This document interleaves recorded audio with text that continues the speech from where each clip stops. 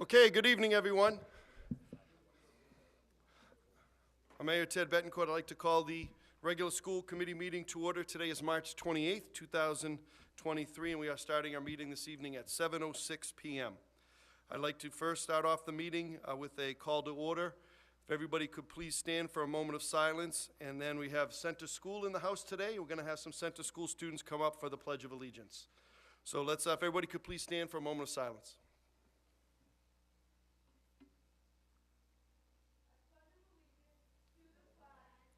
United States of America, to the republic for which it stands, one nation, under God, indivisible, liberty. Great job, thank you. If there's no objection, I'd like to go to the item on the agenda, which the Center School is making their presentation. No objection from the school committee members? Okay, thank you. So why don't I turn it over to Dr. Vidala for the introduction? Thank you, Mayor Betancourt. So if our students can please come and take a seat. We are blessed today to have a number of students from the Center School who will come up and they'll introduce themselves, and they are going to share some exciting news about their 5th grade food drive.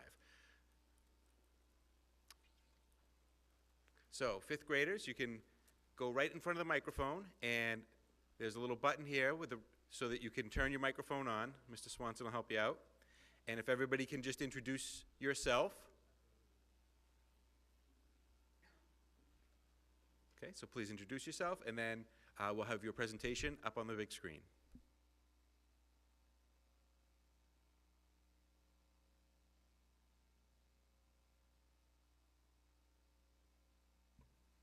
Hi, my name is Murillo. Hello, I'm Reese. I'm Alexis.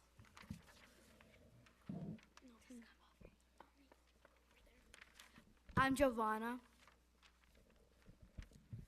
And I'm Landon.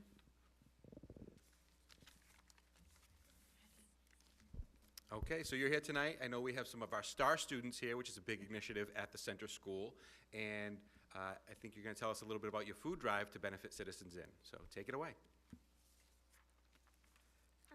We decided to donate food to the food drive.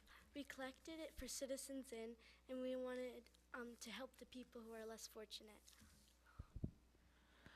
We thought that making posters would be a good advertisement for the younger kids to help us with our food drive.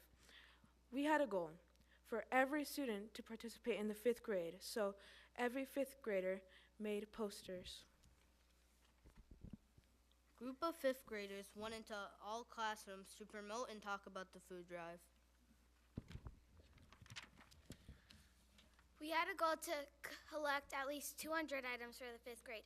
We reached and exceeded that goal and collected 275 items. School-wide, we collected 1,176 items.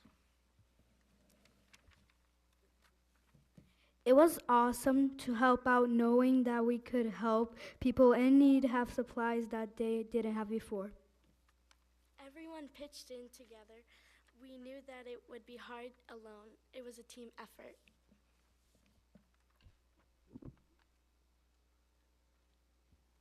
Excellent, thank you. So these are some of the pictures of your posters that were made. And who can describe some of these pictures? Now, were you able to, I see that you're at the Center School here, and then the Citizens In truck came. So can you tell us a little bit about that as well? So we were collecting for a while, I think like 2 weeks, and we were very excited for when the day came, and we just remember every one of us grabbing like at least 1 or 2 bags or boxes, and we brought it out and they collected them, and then at the end we took a couple pictures with them. Thank you. Excellent, and so we can open it up if anybody has questions or comments. Great. Well, first, thank you to each and every one of you. That was terrific. And the Citizens In is a very important part of our community, Haven from Hunger. They do some amazing work.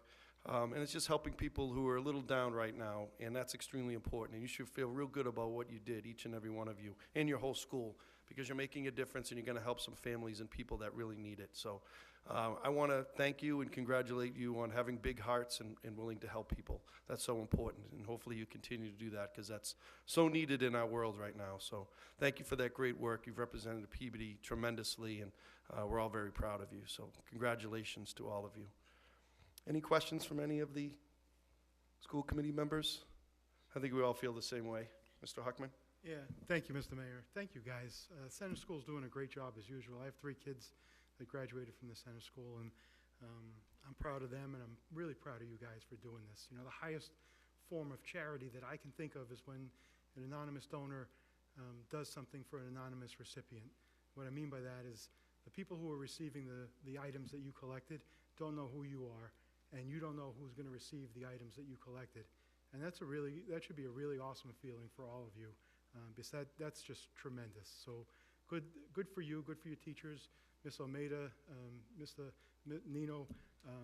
Great job, just terrific. I can't speak highly enough of all of you. I could talk for hours about this, but we're going to let you go and hopefully get some ice cream or something to celebrate this evening and your achievements.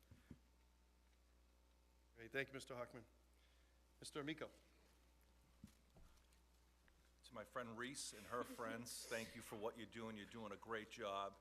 The school's very proud of you. We're proud of you. And I think down the road, you guys should be getting something in return. So I think we can work on something for you guys. How's that? Okay. But thank you for what you're doing. You're really helping a lot of people.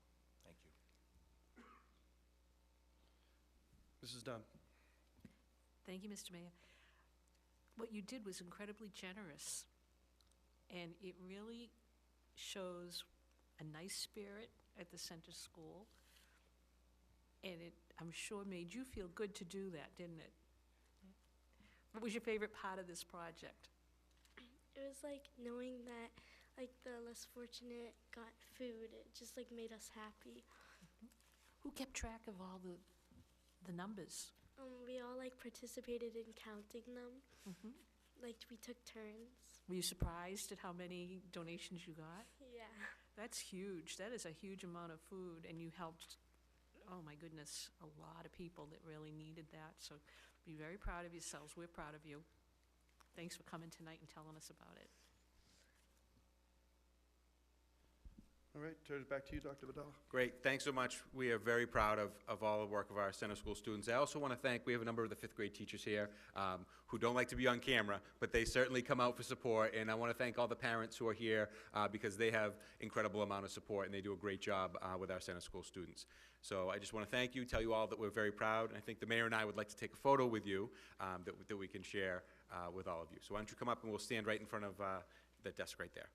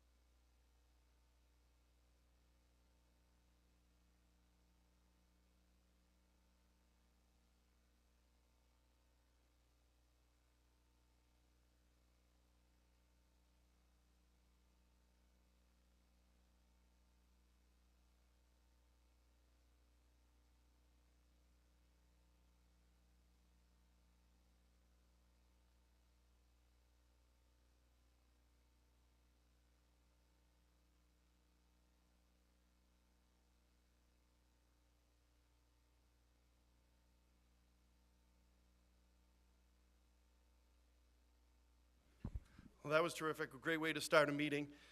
If there's no objection, I'd like to stay with the superintendent's report. We have a item 5.3, bus patrol presentation, and I wanted to go to, I think, a tremendous opportunity for the city.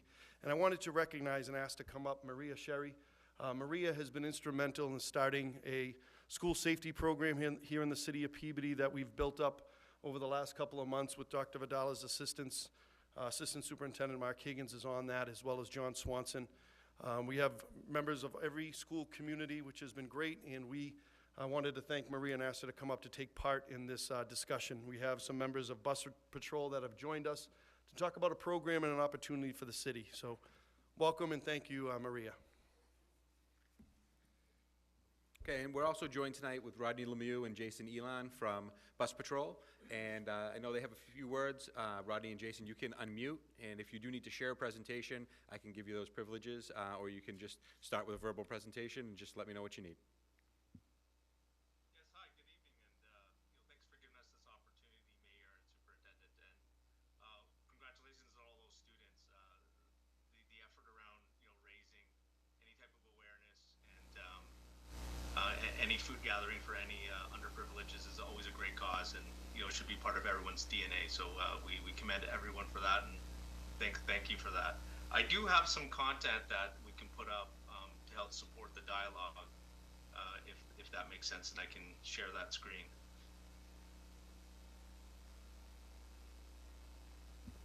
Yes, Rodney, I can make you a co-host, and then you'll be able to share.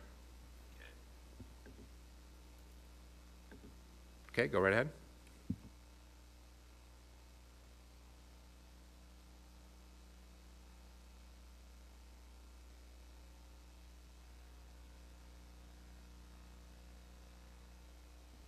Okay, excellent. That's coming through?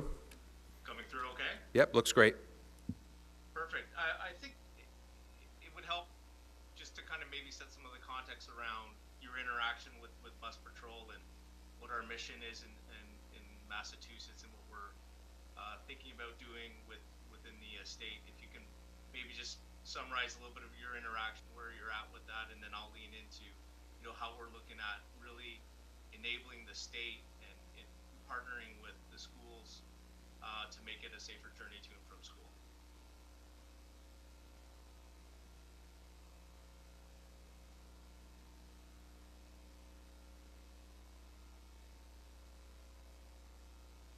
Rodney, I'm happy to give sort of a brief overview, if that's okay. Excellent, thank you. Great. So I thank you again, Mayor and Superintendent. If I can just kind of, from a very macro standpoint, my name is Jason Elon. I head our external affairs here at Bus Patrol. And that's really sort of a catch-all for overseeing our government relations and community affairs aspects. And what we do here from my end is we sort of work with the local community stakeholders that are seeking to instill change with respect to making their roads and their school bus safety apparatus safer. Typically in certain states or in certain communities that don't have programs in place that allow for automated school bus camera programs, it's typically ordinary people that we hear from or that want to bring change, want to bring this type of service to fruition.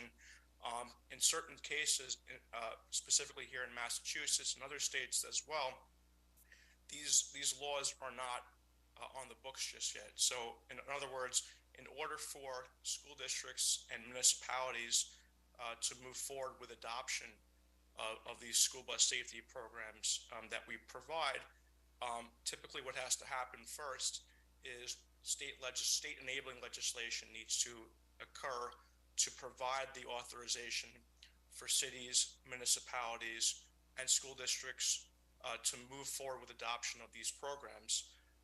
And the way that occurs is a couple of ways. One, it's ordinary people, as I sort of alluded to earlier, that are seeking to bring about change and to move forward with this. In Pennsylvania, a mother, Amber Heard, had a situation involving her own young daughter that was almost came across a close encounter with a school bus. She was almost hit, and it sort of enticed her to go to the state legislature and to urge our state lawmakers in Pennsylvania to pass a law that would allow for these automated enforcement programs to come to an existence. But the reality of is, whether it's Pennsylvania or New York or here in Massachusetts, in order to implement these programs, we need laws to be enacted. And one of the ways we do that here at Bus Patrol is we work with localities to establish pilot programs.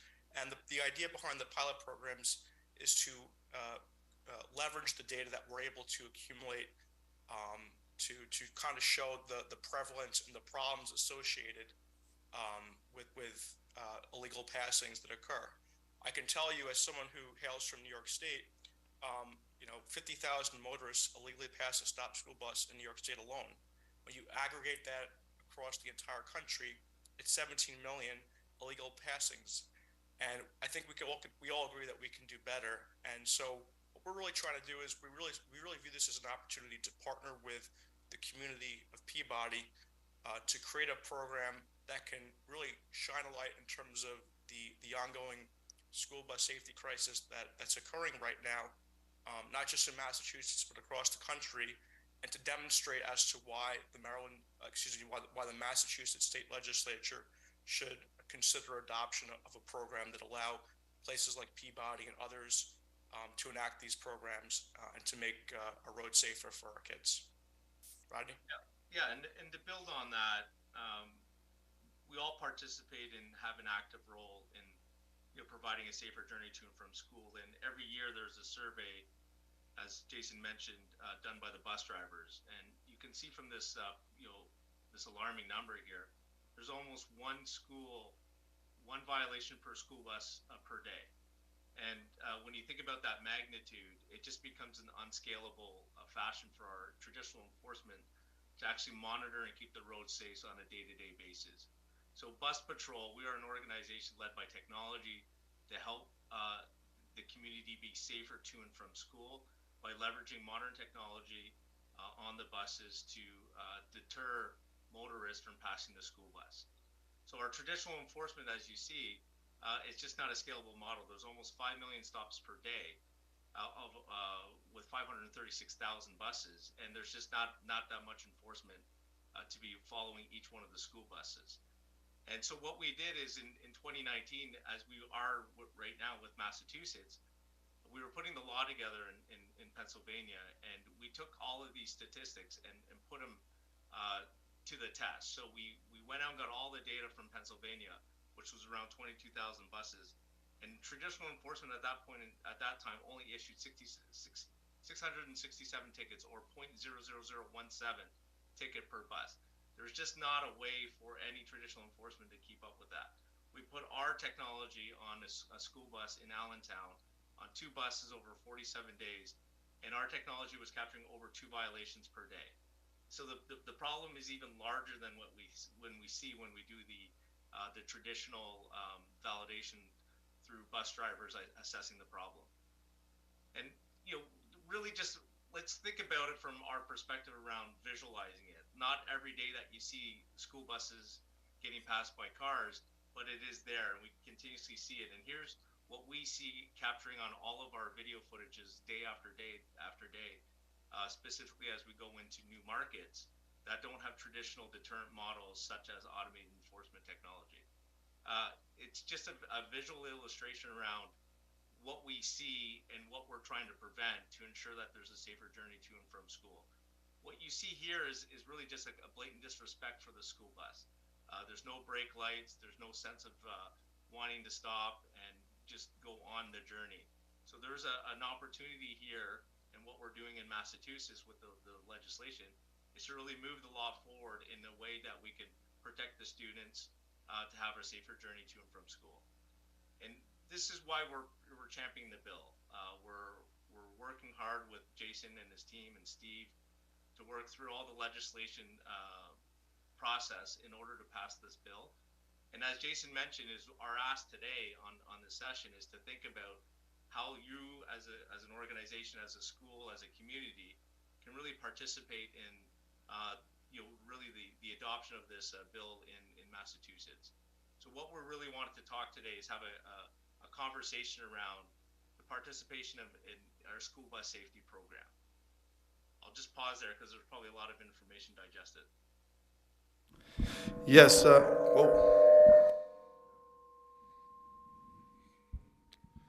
Thank you, Jason and Rodney. Hold on one moment.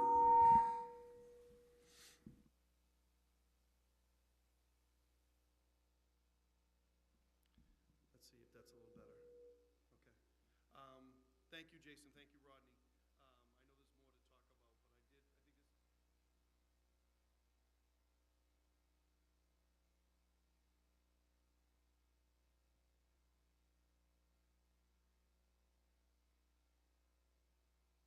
Maria joining us today. And this has really began with Maria. We had a couple of incidents in the city of Peabody earlier this year that could have been tragic.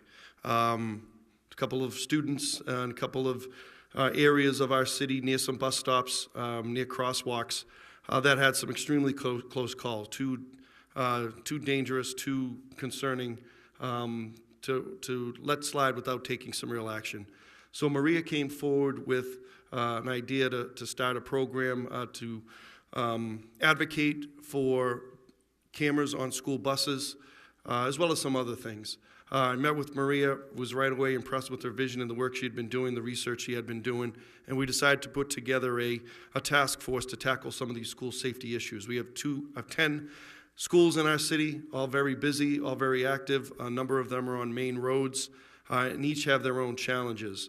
A particular couple of concerning incidents took place near the Brown School, County Street, Washington Street, some other areas. And I think there's probably a lot more that we don't know about, close calls and things.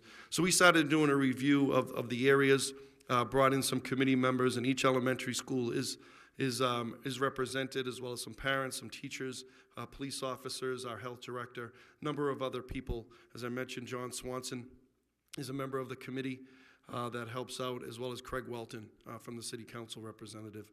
And just seeing now, kind of really starting to notice and do some research about just the safety concerns, people just not adhering to the rules of the road and not paying attention to buses pulled over with the stop arm out, just people speeding, not even paying attention to crosswalks or people that are standing in the crosswalk. Pretty amazing. And as we started to look into this, it just became more and more concerning. I wanted to turn over to Maria because she's the one that brought bus patrol into the conversation. We had a couple of meetings with them that went very well, and that's what brought us here today, to have them come and present their idea for a pilot partnership that I think would be terrific. But Maria, why don't I turn it over to you, if you can give some background, some of the work that you were doing before this today. Thank you. Hello, everybody. So you probably remember I was here in September, really concerned about what I was seeing. We had come from Brown School and seeing the mayhem that's over there during the morning and afternoon, and then, Nick started taking the bus to Higgins, and, our bus stop's right on Lynn Street, and I'm seeing people, pass by from behind the bus and whatnot. And so as I started really kind of getting more concerned about this and thinking about it and researching and going online, and I realized that there was technology, such as what Bus Patrol has, and that other states are doing it, and the violations, you think 17 million is, some people might take that into perspective and say, well, it's only 17 million, think about all the number of drivers that are on the road, but that number is increasing every survey they do, and it's like, if a kid gets hit, how many people need to pass the bus? If one child gets hit, in my mind, that's enough, right? So I feel like, Bus Patrol reached out to me. I was on social media and really just trying to bring this to people's attention, and I had the petition going, and so Bus Patrol reached out to me and said they wanted to help. So they are able to offer us this pilot program at no cost for us, and basically we can use it as a data-driven project. So now we can identify areas in our city like Lynn Street, Lowell Street, County, Linfield Street, Washington Street, all of these main streets where a lot of our schools are on, and find out really how bad the problem is. They shared with me the video that they had just shown up on the screen, and it's amazing, and how many people pass the bus, and the kids are, they're trying to cross the street, and it's like, just stop for the bus. But there's not enough law enforcement to go around to be behind every single school bus in America, and bad things are happening. So I think this is a great opportunity. I'm hoping everybody's going to be supportive of it. I think we need to accept this, and it's to be able to do our due diligence for our school children, as well as, the kids that aren't taking the bus too, because I'm sure these cameras will pick up. Nick tells me all the time, oh, we were in front of Brown School and someone passed my bus, and, this kid's trying to cross the street there, and, the kids that are biking and walking, and I'm sure these cameras are gonna pick up a whole lot of stuff even when they're in front of the schools just trying to drop the kids off, so. Thank you, Maria. That was terrific. And just a few more comments I want to make before I turn it back over to Bus Patrol for their presentation. We did put together 5 committees. So we have a committee that is Police, Public Safety, which is Captain Scott Richards, as well as Eric Ritchie is a member, as well as some parents. Then we have a Student Education group, Public Awareness group, Transportation, which Healy Bus, our bus provider, is a part of, which they've been terrific on, as well as Lisa Kahn is our Transportation Director, and then also the Legislative Advocacy Group. So there's 5 committees within that, within this group, and we've separated into smaller subcommittees to tackle some of these things. And there's a number of things that we could do at different schools to do some short-term improvements, some signage, some lighting, some just work in terms of making the area more open that we've been able to do, particularly at the Brown School, that I think has helped a little bit. But we need to look at this as a bigger problem, because I think every school has this issue. Again, our high school is on a main road, the Higgins is a lot of activity, and a number of our elementary schools are on streets that have a lot of action, particularly pick-up and drop-off time. So this is something I felt we needed to take a bigger look at. And there is an issue in terms of legislation that has been now with the Massachusetts State House for over 10 years, Maria, I believe, to put cameras on buses so that they could monitor and video these type of dangerous conditions and dangerous driving. Bus Patrol has been a part of some other states that have advocated for for these cameras on the bus arms, and now they've become state law. Pennsylvania was mentioned earlier. That's one that we've looked into. It's been now stagnant at the State House for 10 years. And we're trying to see if we can maybe use the data we collect here from Bus Patrol, maybe to make a push to have that a part of a statewide program, a statewide state law. I think it's necessary. As Maria mentioned, one incident would be devastating in so many ways. So we think this could help. We think that we want to lead that charge, and Maria's already been doing it on social media.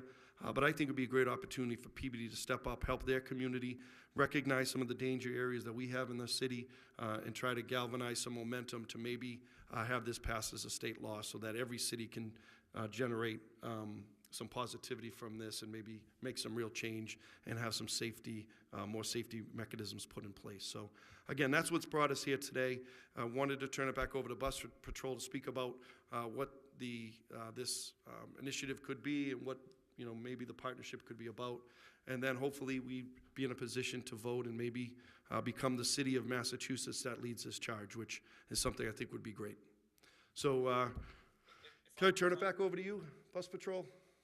If I could just chime in, and not to belabor the point that my colleague Rodney brought up, but it is true, traditional enforcement simply just isn't a scalable solution. I think we found that. What we have found actually is traffic safety best practices dictate both education and equitable enforcement are key components to protecting our residents. One doesn't work without the other.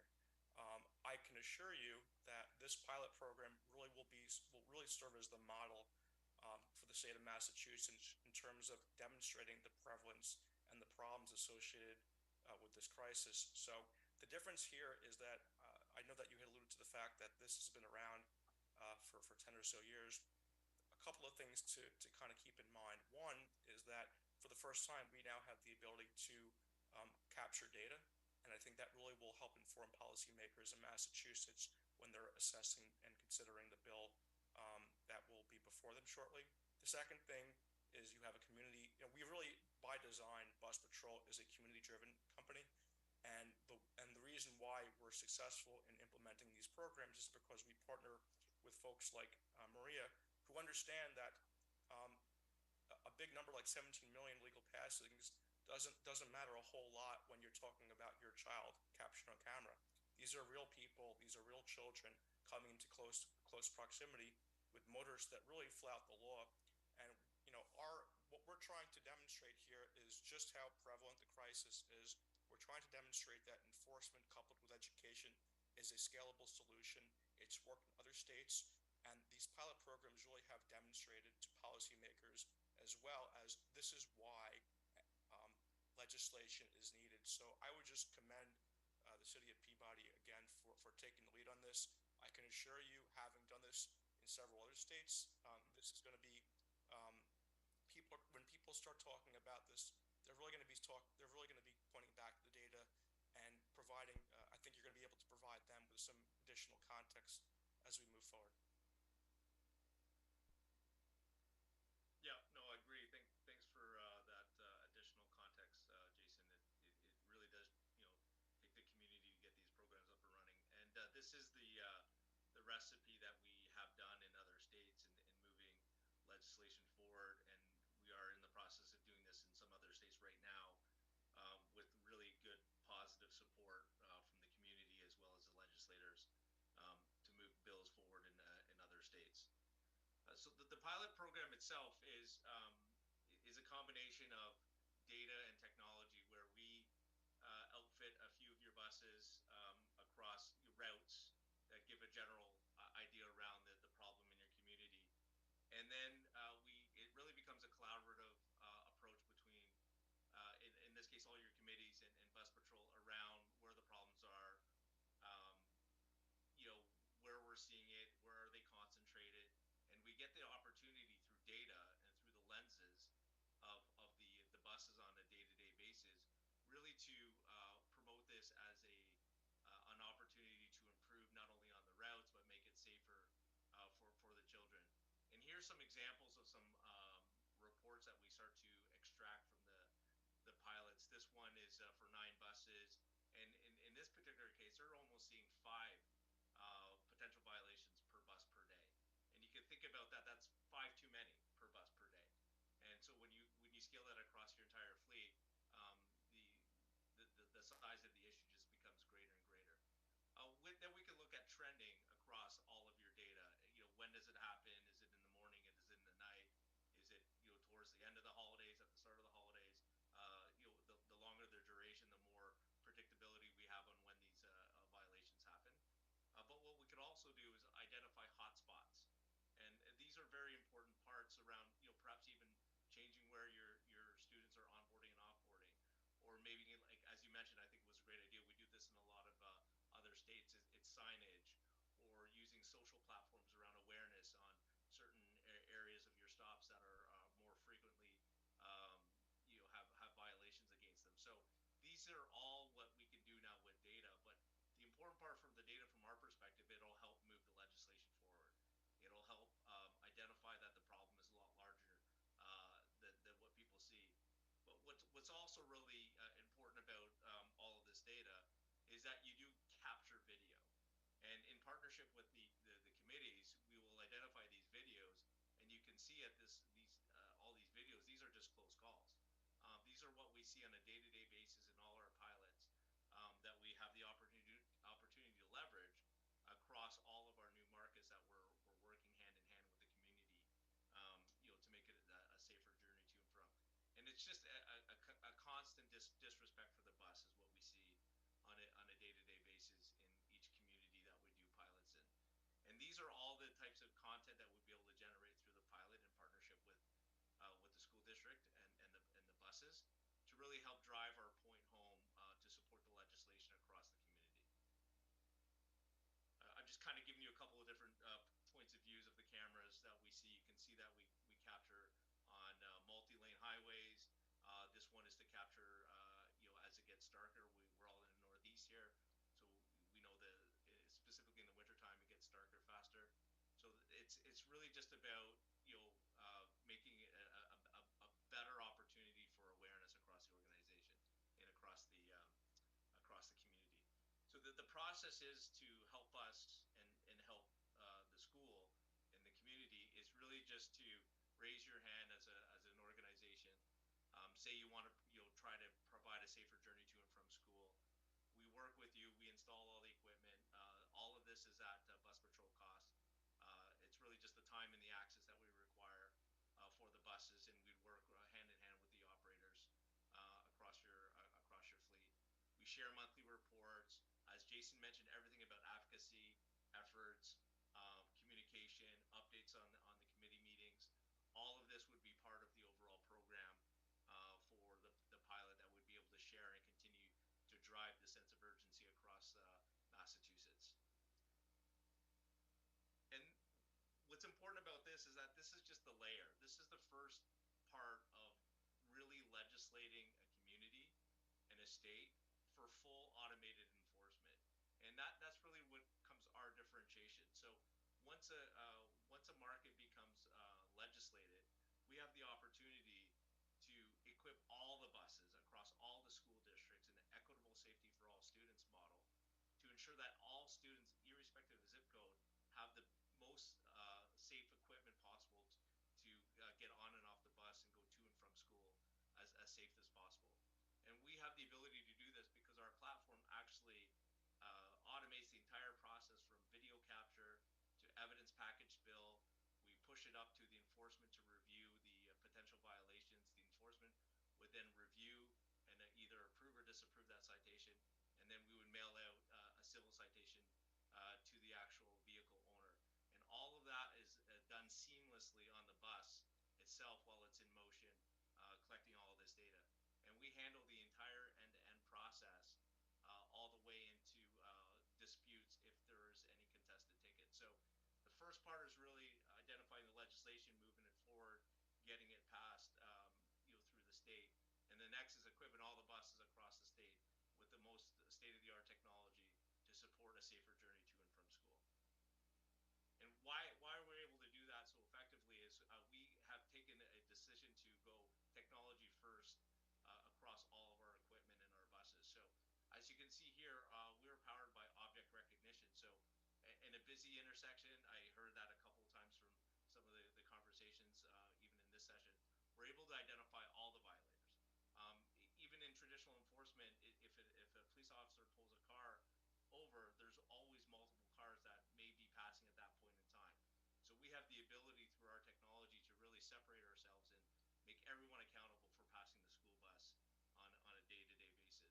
And we do that by tagging all the assets, by building the video package, by identifying the cleanest license plate, and providing the highest end video evidence package for enforcement to review and ultimately make the decision whether or not it's a violation or not. But one of the key pillars of our program is really around awareness and PSA. So when we launch these programs post legislation, it's really around advocacy, but it's also around public service announcements and around a community to ensure that we're not surprising anybody with this type of technology on the bus. These are measures really to help reduce the number of violations year over year.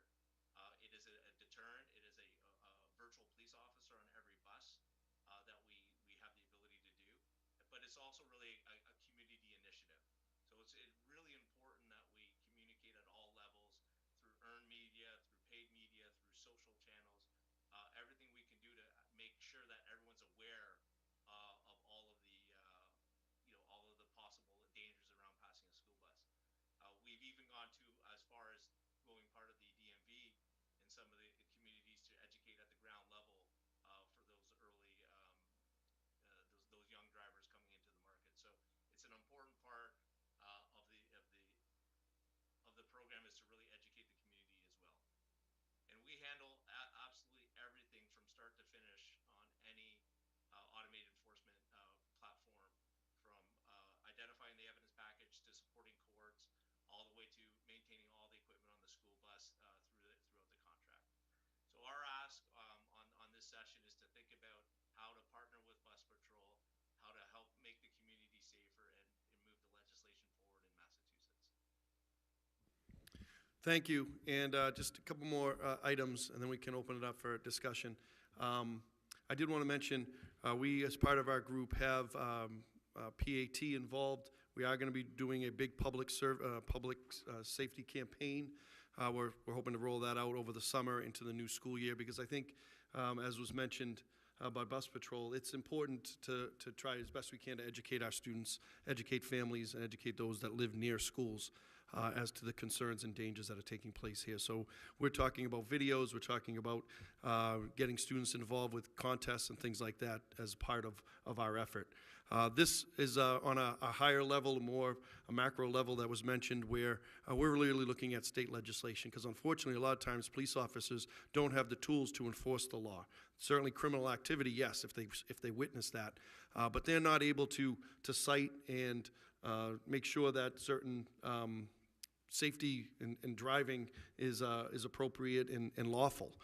So this would give them the ability to ticket and enforce the law, which I think is necessary and needed in these instances. So the bigger picture in terms of getting state approval for cameras on the bus arms is important for us. The idea here would be to maybe have 6 to 10 buses that would be equipped with a camera on the bus arm.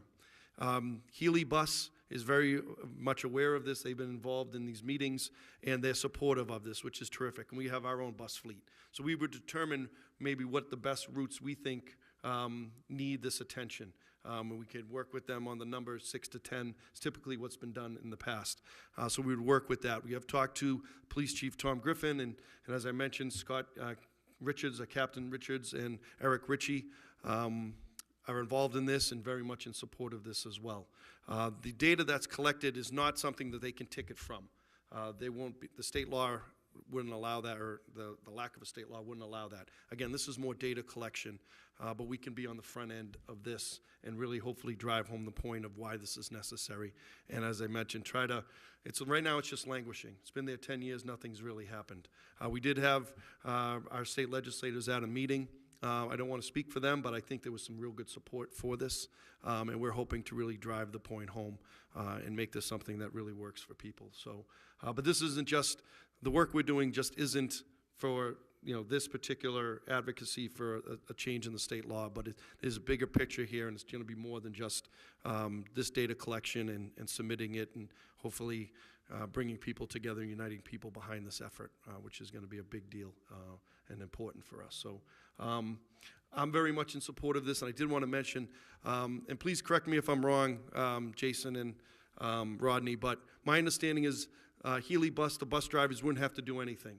This would be attached to the bus itself, and then the data would be stored in a collection unit that is under one of the seats, and there's nothing that has to be pressed or nothing that has to be turned on by any of the bus drivers themselves. This is just something that's installed on the bus, and then it moves forward under the way they operate. Nothing that the Healy bus drivers or the Peabody bus drivers would have to do. Exactly, 100%. The whole idea around the foundation of our technology was to make it as least invasive as possible. There's absolutely no interaction. The bus drivers themselves have a huge responsibility to watch the kids get on and off the bus and make it as safe as possible for them, not to look at cars trying to pass it.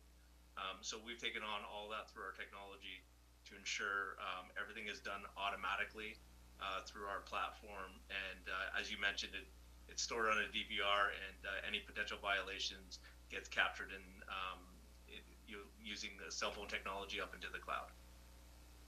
Thank you. So this has worked at other places. This effort here, data collection, has helped in other states, and we're hoping it can maybe help here in Massachusetts. And I think the work that Maria's done and really bringing this to light, a number of these concerning incidents. I have 4 children that have all taken the bus. I know all of us have. So it's something obviously that is part of the very fabric of what we're doing as school committee members. So I think this is a great thing. I'm hoping for support on it to allow us to partner, and Dr. Vidal and I would work with Bus Patrol in terms of placement and where it's going to go and the length and everything like that. So well, let's open it up. Any questions, comments?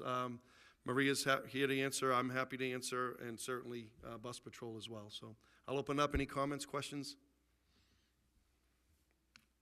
Mr. Swanson? I'll start. First question. For this trial, be external cameras only, nothing on the internal of the bus? It's really a great question. I did have some content prepared for inside of the bus. I think it's, when we do pilots, we prefer to do inside of the bus as well. So we have an entire, what we call is Beyond Enforcement kit, which includes side-load cameras, rear view cameras, front-facing cameras, and 4 cameras inside the bus. We would work with your operator in your school to identify what cameras we'd want to do. Our typical program across the rest of the open markets or the legislative markets do have optional cameras as part of our kits. It's a core differentiator for us. So we would like to explore that for sure.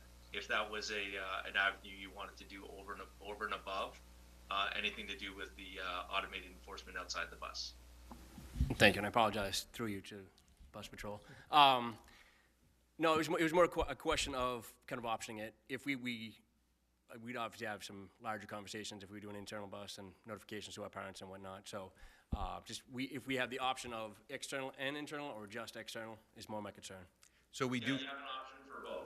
Sure, and Rodney, if I can jump in, we do currently have internal cameras on our buses, so we do have that. That is something that we have communicated, but we do not have these external cameras. So what we'd be looking for is to pilot the external cameras, which give us some of the view outside. So right now we have cameras that are on the drivers and on in the front and the back end of the bus to help monitor the students and ensure safety inside, but we don't have anything outside, and I think that's really where Maria has come in, and I think this is a great solution, and Peabody could be a leader, and we certainly would advocate for that if that's the will of the committee. Still you, Mr. Swanson. Thank you. I'll be honest, I am for this, obviously part of this task force. I also think the data collection aspect of this trial alone would help our government and our officials move this forward. Obviously, as shown through your survey, the analysis, the general analysis of I think I've been passed 2 or 3 times a day to what they're actually seeing is enormous. And I think it's going to be a great data collection to help out not only Peabody, but our state as a whole. So we'll definitely be behind this. Another question I had was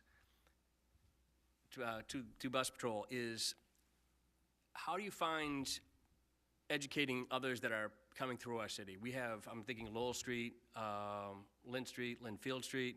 We have a lot of people that pass through our city. So if we move this forward, part of our task, and as well something that maybe Bus Patrol can help us with, is educating those that pass through our city that won't be directly affected by our publicity campaigns we do in the city. Yeah, I'm happy to take that. I think my colleague Rodney had alluded to that too. We oftentimes, we sort of bill ourselves as a comprehensive solution. We both do education and enforcement, so we have a whole media relations component as well. Typically, I will say operationally, before a program launches, we obviously do a full-on PSA campaign. That typically runs the gamut from social media, paid advertising, both TV, broadcast, cable, as well as print and so forth. So we have fairly good experience. This not just in the operational side, but we also do this through our earned media capabilities as well. One of the things I believe the mayor had alluded to earlier was that there was a school bus safety committee that typically is looking to possibly pursue an awareness campaign over the summer. That might be something that we might be able to partner with you with. I would also suggest perhaps assuming this pilot program gets up and running, there are opportunities that we could roll out data strategically to help better amplify the data collection. For example, I know in certain states such as California and Pennsylvania, we had a lot of success in terms of amplifying the prevalence of illegal passings around the back-to-school period. So oftentimes our data collection will capture over a 2 to 4 week period through a back-to-school period. It provides an opportunity to share with the local media, to share with the community just how prevalent these illegal passings are. And it's a really good way to kind of demonstrate just how problematic the situation is without having this deterrent capability through automated enforcement technology. And so I think these are some of the ideas and discussions that we might want to have in consultation with both the city and the school safety committee as we move forward in terms of how we can best educate the community about the prevalence of this continuing. Yeah, and it's a really good observation. Even in some of the states, they've taken that as part of the legislation itself around signage requirements in and out of the specific areas that do have automated enforcement. So it is some of the areas have taken a broader perspective on it to ensure that all motorists are aware of the dangers of passing school buses with stop arms out. So all of those in combination are really important around the advocacy of student safety. How many states right now have state legislation? A lot, actually. There's about 22 right now, and we're working on a few more, some larger ones, and continuously refining the laws. So it's a broader answer. There are some states that have automated enforcement capabilities through camera technology, but have criminal fines. Some have civil fines. Some have large fine amounts. Some have low fine amounts. So there's always an opportunity to enhance the overall laws. The state of Minnesota is a grant program, so we're continuously working on all the different types of legislations that are out there, but there is still a good number of state laws that support the notion of automated enforcement using camera technology.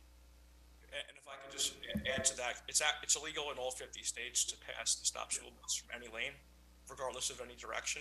So again, sort of to Rodney's point earlier, the traditional deterrent model really is what we found to be insufficient, and it's an example of policymakers having a great idea, just having to need that additional enforcement capability that's not available right now in certain jurisdictions.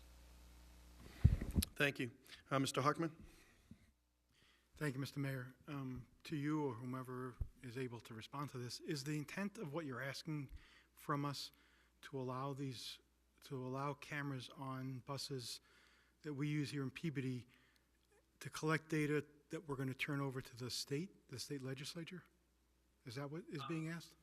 Yeah, the intent is to, as you mentioned, put the camera technology on the school buses to collect data for our consumption, meaning the school district and ours, and then to best discuss how to best use it across different types of channels, whether it is through the legislation, whether it's through media, whether it's through the advocacy platform.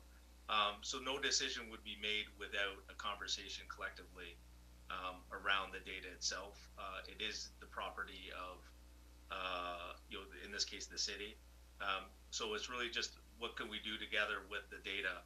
But the idea of the program is to collect that data and share it in tactical and strategic ways to really help advance our overall cause around moving the legislation forward.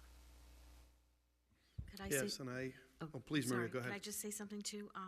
So when we had our task force meeting the other night, I was sitting with Captain Richards, and he had mentioned that this would be excellent for them as well, because then they can look at this data and they can look at the videos and they can pinpoint where the problem areas are, so that until we have some kind of bill from the state that says that we can do the cameras, that they can actually go and sit out on Lowell Street at a particular time of day if they know that's where a problem area is. So he thought this would be very helpful.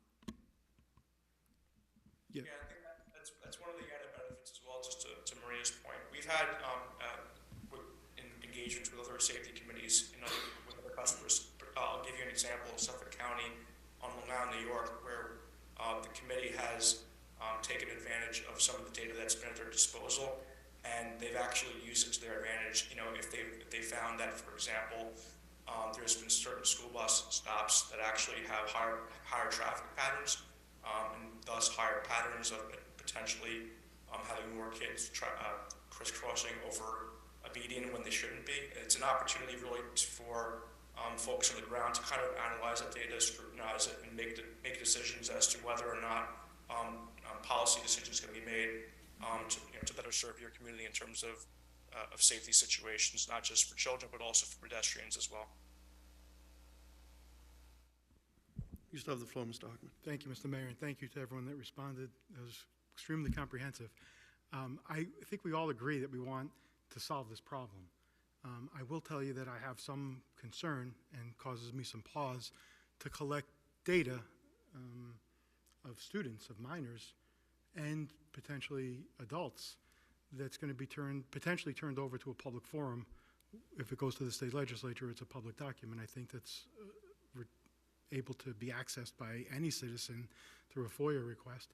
And I say that because we have some students that aren't able to be photographed or aren't able to be published on social media because of privacy concerns and because of concerns of restraining orders and a whole bunch of other things. So I'd like to know a little bit more about what is done with that. And as I look across the room, I see the president of the teachers union, and I wonder if, you know, there's a camera on a school bus that drops kids off in front of a school that picks up something on camera that perhaps a staff member might be doing inappropriately. Does it get used for a disciplinary purpose for, you know, a staff member? I know that's not the intent.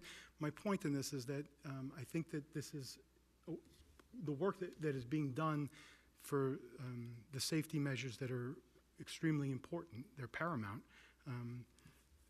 It still causes me some concern about the breadth of this and where it's going. And you know, we talk about the road to hell and how it's paved, and I'm just worried about that. And I'm just looking for a little more information because I'd like to narrow the scope, perhaps. I understand, I think Rodney indicated about ownership of the data remaining with the city. I'd like to see a little bit more about that. Understand that whatever devices are used for the recording aren't capable of being reproduced without consent of the city, and just maybe look at some parameters that are put on, like I said, by way of example, maybe by some bargaining units that might need to be impacted here, and we want to ensure that we're not alienating staff members, whatever bargaining unit they're in. You know, I think Dr. Vidala indicated that we already have internal cameras on buses, but that's data that we keep here. And maybe we use it for disciplinary reasons or for training or educational purposes for us. It doesn't get handed over to the state. It doesn't go into a public forum where every citizen in the country, maybe the world, or every person in the world might be able to access it. So those are the reasons that I'm just a little more cautious. That's not to say I'm not, haven't made up my mind about this proposal, and I understand the intent of what the committee is looking to do, and I fully support that. I just am a little concerned about the breadth of this and where it's going, and we haven't even gotten into cost. I don't know what the cost is, so maybe somebody can give us shed a little light on the cost for this, and it's, I think, again, for the benefit of educating the state legislature to enact some legislation, and we're going to pick up the cost, I think, for this. I'm just wondering how that comes into play and what it is. Yeah, I mean, comments that we hear quite a bit, specifically as we open up in new markets and, work on the legislation. Right now we have, well over 150 school districts across multiple states leveraging our technology, all adhering to the privacy concerns that every school, district, state, or, nation has. And it's, first and foremost, that is one of our key pillars, right, is about protecting the privacy and, really aligning to all the laws that are out there across the privacy metrics. So legally, we would do that through our agreements, our pilot agreement, to ensure that whether it's the scope of work or the use of data, all the way into adhering to maybe your specific standards as a school district around privacy, or the state privacy standards. We've really just finished doing that, as well as in San Diego and California, which had very high requirements as it relates to privacy, all the way onto the installing of the equipment in the yards. So all of that would definitely be part of our agreement, and making sure that we align to the overall scope of what our intent is, for sure. So I wanted to really just address the privacy before I got into the cost, because it is a very important part of the credibility of the program, but also to ensure that our children and our students are completely 100% protected at all times, and that includes privacy. As for cost, bus patrol would be taking on all the costs. There'd be no cost to the city, to the school district, to the operator, to the enforcement. It would be all on bus patrol, from installing, maintaining, generating the reports, setting up the time for advocacy, participating on the community, for sharing any of the information with the legislator. All of that would be on bus patrol to ensure that there's no cost to any party, that's helping us partner in moving this mission along. Thank you. Thank you, Mr. Hockman. Mrs. Carpenter? Thank you. Thank you for coming. I really appreciate that you brought this forward. It's a really important issue, and I really do appreciate the fact that you came forward and with your stories and helped in this way, Marie. I really do appreciate it. And to Bus Patrol, this is a great idea. I'm very interested in it. I have a few questions.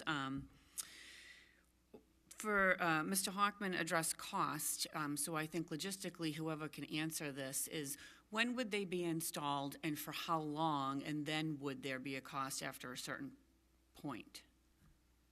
No, absolutely. Oh, sorry. Who? Oh. I can still hear. Rod, you can hit. Okay. Yeah, so the duration we can definitely talk about. We think we'll go all the way through the calendar year next year, the school year. So that's kind of where our thinking is on the first blush. For installations, depending on the availability of the bus, we would work on that. I think data integrity and data validation is more relevant when it's longer. So we would like to get it installed probably as soon as possible, so we can start working on a lot of the committee issues at the start, partnering with enforcement, partnering with the privacy committees, and then really take that on until the legislation passes. It's a really good question on what happens after legislation passes. Our programs at Bus Patrol are 100% what we call as violator funded. So even once the legislation passed, there will still never ever be a cost for school districts, for the city, for the consortium of individuals that help monitor and operate school bus safety. All of the violators and the tickets generate the revenue, and that revenue helps pay for the overall program itself. So we never ask for a cost to be bared by our consortium. And that's across all our programs. So just to clarify, you'll install, they'll be there for one full school year, and then it'll still continue after that? Yeah, well, what we've seen is early adopters and pilots typically become our first programs as well. So once the legislation passes, we move from a pilot to what we would call as a program. That program does encompass all your school buses. So we then do a project to equip all the school buses with all the technology. And then we set up all the necessary stakeholders to ensure that they're enforcing by the state law. In this case, a civil citation, mail advocacy, PSA. We would do a broader movement from a pilot to a full-fledged program. And ultimately, at that time, hopefully we have more school districts around, getting excited about the possibilities of providing a safer journey to and from school for their students. So that's kind of how we grow. In PA, we're almost 40 school districts in. The program launched officially live in September of 2022. So we've had a tremendous amount of growth in that market on school districts really adopting and expanding the safety journey for their students. So that's kind of would be the progression. We work with you on a pilot. We get the legislation adopted. We move to a full program, and it should all just be very seamless for the school district and really just adding more buses to the overall platform. Thank you. One more question, and Maria, please don't take my questions about cost that I'm not interested. I just want to be prepared. If any of the equipment gets damaged during this pilot, who's responsible for that? Bus Patrol will be responsible for that, and when a program actually goes live as well. So we do have the responsibility in our contracts to ensure that the equipment is fully functional, is working. Our platform comes inherently with a health check. So we have the ability to pull our cameras for to ensure that they're working, that they're on, that they're active, and we get indicators as well. So in most cases, we become an extension to the transportation team in a lot of the schools and the operators or your contractors, because we actually get first notice that something might not be working, and we will dispatch a technician to go out and fix that. Working on availability of bus, of course. So all of that is part of the overall program, of the Bus Patrol program, to ensure that we have a full fleet of healthy buses across the network. Okay, thank you. And my next is not so much a question, but maybe a comment to you, Mr. Mayor. And we were talking about really the goal of this is to deter it, for it to not even happen, for us to have no one on camera, right? Because no one's passing the bus. And that's to educate people ahead of time, to let people know you can't pass the bus, either side. I think a lot of this is texting, driving, not paying attention, those type of things. But one of the things that I was thinking about is we have a lot of billboards across our city where we have city time, we have free time. I think that might be a great spot to put a little bit of an ad up, kind of like, smile, you're on camera. If you're passing a bus, we're going to see you, we're going to catch you, something like that, because we're worried about how to get that message out to people that necessarily may not be in our community, in that school area, just people passing through. We have all of those billboards. I think would be a great opportunity to get some type of quick message out that you're on camera and we're going to catch you passing our buses. But I'm in full support. I appreciate it, and thank you. Okay, thank you, Yeah, Mrs. that's a Cummings. really good observation. In New York State, the New York State law requires signage as part of a program adoption. So there's definitely some progressive around providing an awareness, and even in some of our hot spots in some of our New York State programs, we've added additional signage to ensure that any motorist has the visibility that there could be a school bus stop in that area. So it's all part of the idea around reducing the number of fractions year over year. Thank you, Mrs. Carpenter. Mr. Miko? Thank you, through the chair. Maria, thank you for being here. Thank you for all you've done. Nick, thank you for being here. Bus Patrol, and everyone else who has been part of this group. I am in favor of this.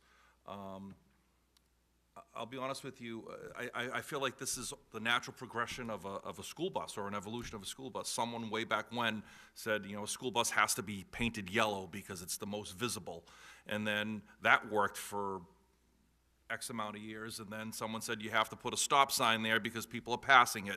And that probably worked for many years, but now it's not working. So I think this is the next thing to deter people from going past buses and hitting kids, and hopefully not doing more. So I'm in favor of this. I'm actually very shocked that there are 22 other states that have done this before us. I thought Massachusetts invented public education. Shame on us for not being at the top here. So I would, in addition to supporting this, I would also, and we can set a second motion up, but I would like to write a letter to all our legislators to let them know that, we're going to be number 23. We're not 23 in anything, and certainly not in education. So I'm in favor of this. Thank you. Thank you, Mr. Miko. Mr. Olympio? Yeah, through the chair, thank you so much, Maria, for everything that you're doing in this project, and everyone else that's involved, and the bus patrol as well. My question is there some type of outside the bus? There's cameras, obviously, but are there any type of sensory alarms that could maybe slow down drivers, or just alert, some type of alert alarm, so to speak? No, really good question. There's obviously a lot of technology in general that you can be added to the bus.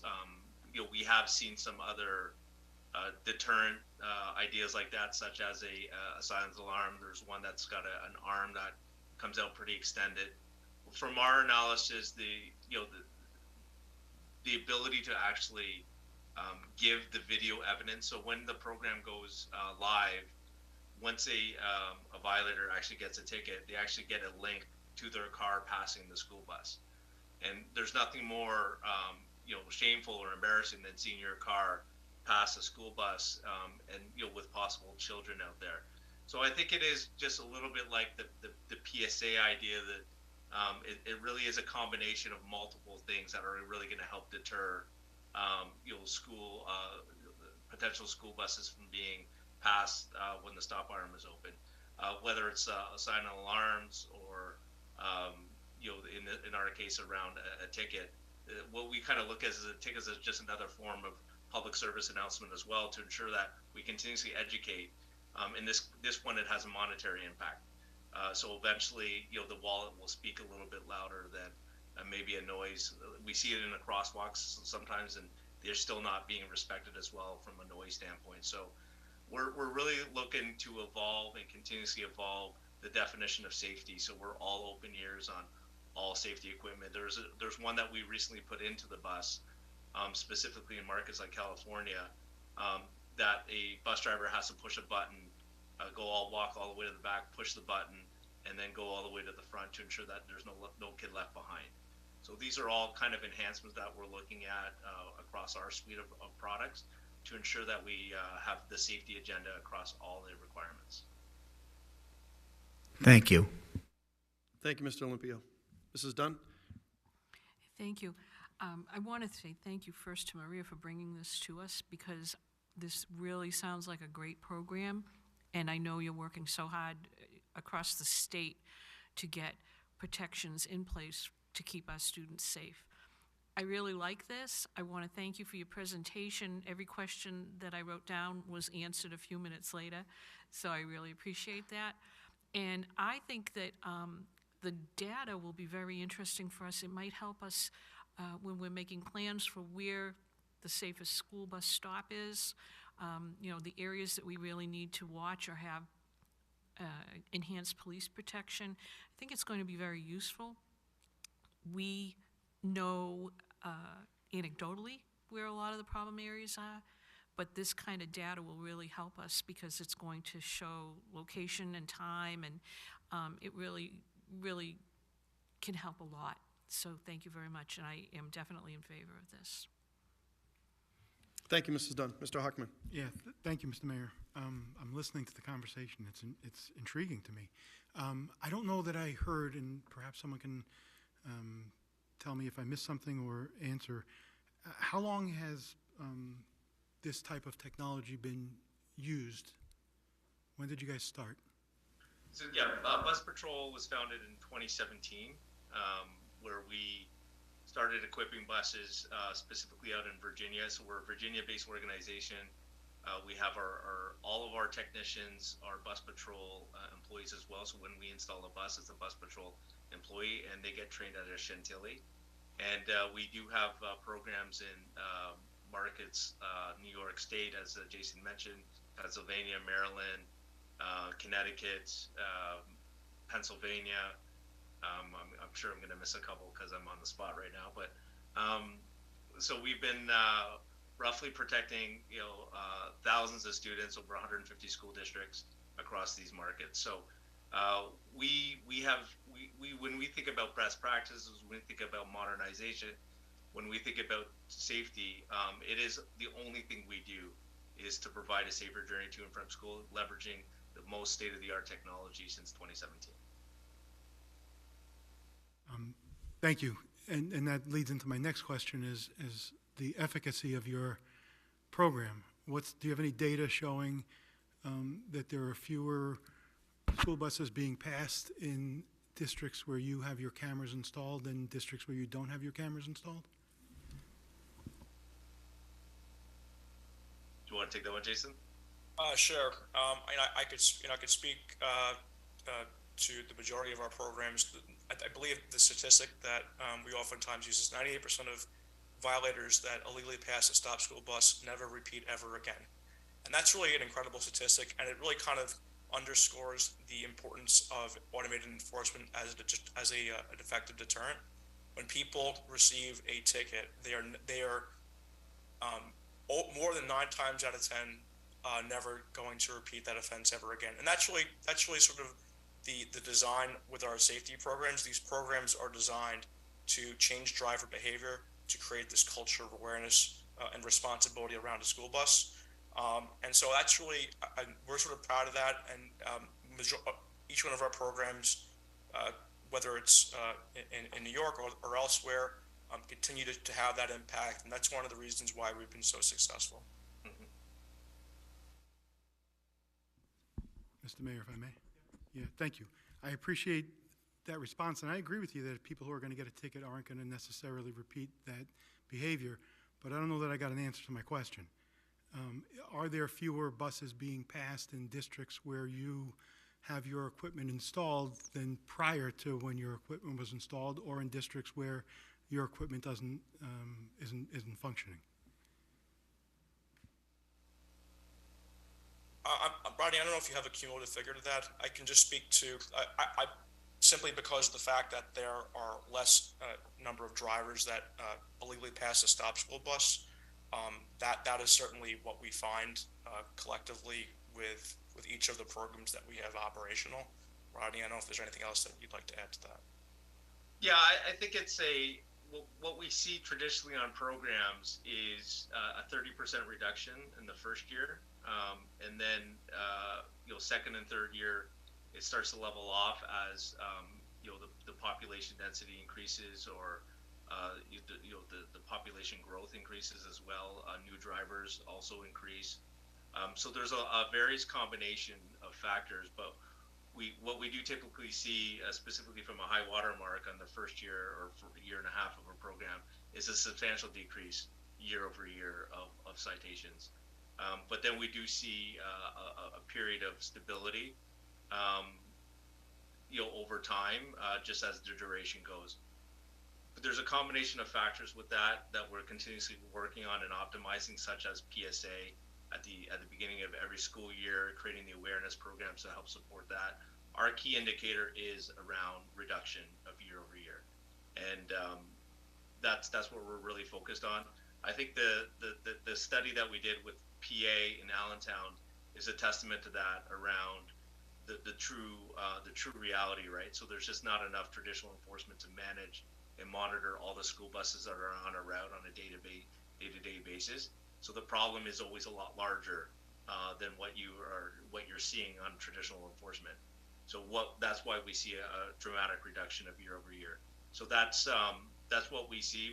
But I think we can actually dig up some additional numbers as we talk about the privacy as well, to help satisfy and address the questions around the rates, the decrease rates in our programs. Thank you. Just for my sake, are we expecting a vote on this tonight, or are we going to be able to collect more data? Because I have other questions if we're going to vote tonight, but if we're not, I can submit those. It's the will of the committee. I mean, I would love to get moving on this so we can maybe be able to put this program in place, but sure. I want to be fair to make sure everybody has all the information they need. If that's the case, if I may. Yeah, thank you, through you. So if we were to adopt this program and the state legislature was to enact a law that would allow for vehicles that pass stop school buses to allow our local police to issue a ticket for those people that violate the law, what can Peabody expect in terms of a decrease in violators? I mean, I'm just trying to get what, I understand that you guys are speaking in very general terms and maybe dancing around my very pointed question, and I appreciate that. And I'm only putting you on the spot because we may be taking a vote in the next, half hour or so, and I kind of want to know what I'm voting on. So if everything goes the way you're asking for it to go, right, we install the cameras, the state legislature enacts legislation, violators who are picked up on your equipment are issued tickets, they pay a fine, and there's some deterrent, there's a greater deterrent for them to violate the law. What, in terms of maybe percentages, would Peabody expect to see in terms of reductions of cars passing stop school buses? Yeah, no, that's definitely a fair question.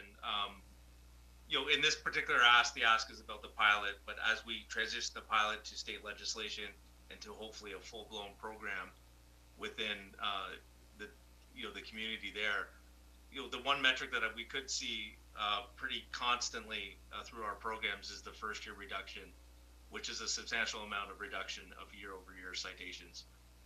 In the rough magnitude of that 20 to 30% reduction. After that, it really just depends on numerous factors. There's the approval rates of the enforcement entity as well. How many tickets are they approving? Mr. Lemieux, you got me at 20 to 30%. That's good enough. That's what I'm just trying to get a ball. Yeah. Okay. Yeah. Thank you. Yeah, because the first year, as I mentioned, is always the highest peak, right? Because the number of violations are always higher than what the individual enforcement see. So what we do is, at that point, it's all about the PSA, it's about the earned media, it's about the educating the community. And then we see a sharp decline, obviously, because it's now pervasive in the marketplace that these buses have virtual police officers on them. And there's a monetary penalty to pass them. And then we do see that ultimately that stabilization, but that's kind of what we've seen traditionally in some of the markets, and we wouldn't expect anything different in your market. Thank you, Mr. Hockman. Mrs. Dunn, you had another question? No, actually, I'd like to make a motion that we follow the recommendation of the mayor and enter into a pilot program with bus patrol. So moved. Second. Okay, thank you. You've heard the motion by Mrs. Dunn, seconded by Mr. Amico. Any other comments? Okay, roll call vote, please. Yes. Yes. Yes. Yes. Yes. Yes. Great. Thank you so much. Thank you both, Rodney, Jason, for your time today. Superintendent Vidal and I will be in touch, and Maria as well. Thank you. Thank you so much for the support, and we appreciate the partnership. Great. Thank you. Thank you. Maria, thank you. Anything you wanted to add before? No, I just want to say thank you, everybody. I think we're going to find this to be very beneficial for not only for Peabody, but for all of the kids in Massachusetts. Great. Thank you. Thank you, Maria. Thank you, everyone. Real excited about that. All right, I'd like to go back to the agenda. We do have minutes from the February 28th, 2023 regular school committee meeting. Open that up for discussion and potential vote. Motion to receive and approve. Okay, thank you. You've heard the motion by Mrs. Dunn to receive and approve the minutes of February 28, 2023, the regular school committee meeting, seconded by Mr. Swanson. Any comments? Hearing none, roll call, please. Yes. Yes. Yes. Present. Yes. Yes. Okay, thank you. We do have a large number of warrants. We're going to turn it over to Mr. Olympio, our finance chair. I'd like to make a motion to approve warrant number 5296 dated March 28, 2003 in the amount of $2,017,952.96, subject to audit. Second. Thank you. You've heard the motion by Mr. Olympio for approval of warrant number 5296, seconded by Mr. Swanson. Roll call vote, please. Yes. Yes. Yes. Yes. Yes. I'd like to make a motion to approve warrant number 5301 dated March 28, 2003 in the amount of $65,147.01, subject to audit. Second. Thank you. You've heard the motion by Mr. Olympio for approval of warrant number 5301, seconded by Mr. Swanson. Roll call vote, please. Yes. Yes. Yes. Yes. Yes.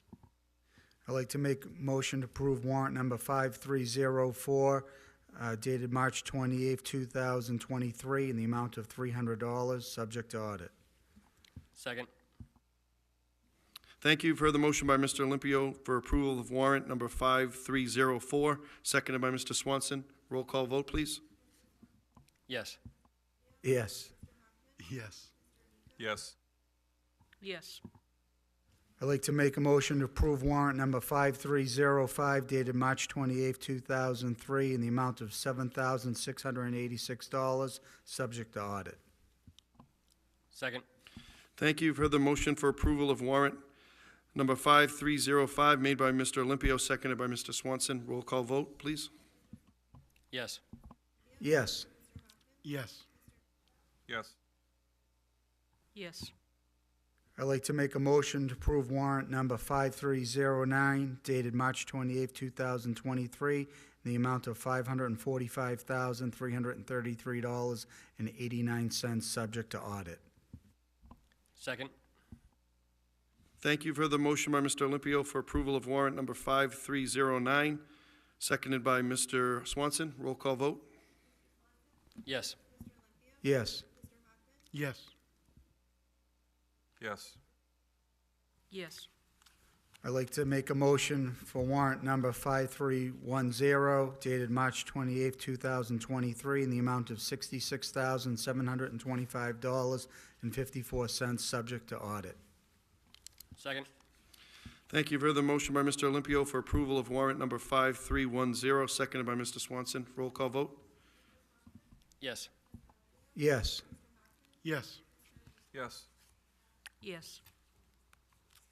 I'd like to make a motion to approve warrant number 5313 dated March 28, 2023, in the amount of $631,082.23, subject to audit. Second. Thank you. You've heard the motion for approval of warrant number 5313 by Mr. Olympio, seconded by Mr. Swanson. Roll call vote. Yes. Yes. Yes. Yes. Thank you, Mr. Olympio. Next item is continued business. We have a couple of items. Mrs. Dunn, I'll turn it over to you. Any update on the Welch School MSBA project? Nothing really new, just that everything is on schedule. The movers will be coming in on April vacation to move the classrooms into the front of the building. Everybody over there is very excited. Teachers have started packing up some of the smaller items that will be going into the classroom, and they have had all of their moving crates delivered. They have a system set up with labeling, so it's happening. It's really exciting.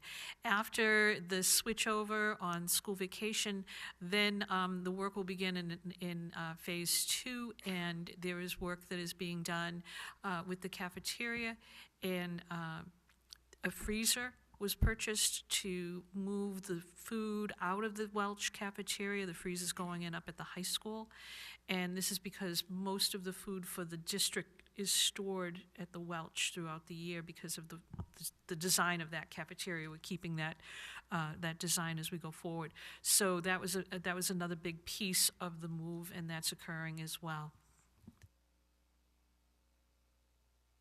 Oh, and the Welch School Building Committee is having its monthly meeting Thursday morning, 9:30 a.m. It's available on Zoom, and if anybody would like to attend, they're more than welcome. Thank you. Thank you, Mrs. Dunn. Any comments, questions? Okay, the next item of continued business, Mrs. Dunn, is the Master Education Plan. Yes, we had brought this up at a previous meeting, and I just wanted to ask if this could be held over. There's some materials that I want to have the mayor and the superintendent take a look at. The items included in the master plan, we do have a master education plan. We have a strategic plan, we have the district goals, the district improvement plan, we have all the documentation that's needed, and it's being put together. So that should be done for the next meeting.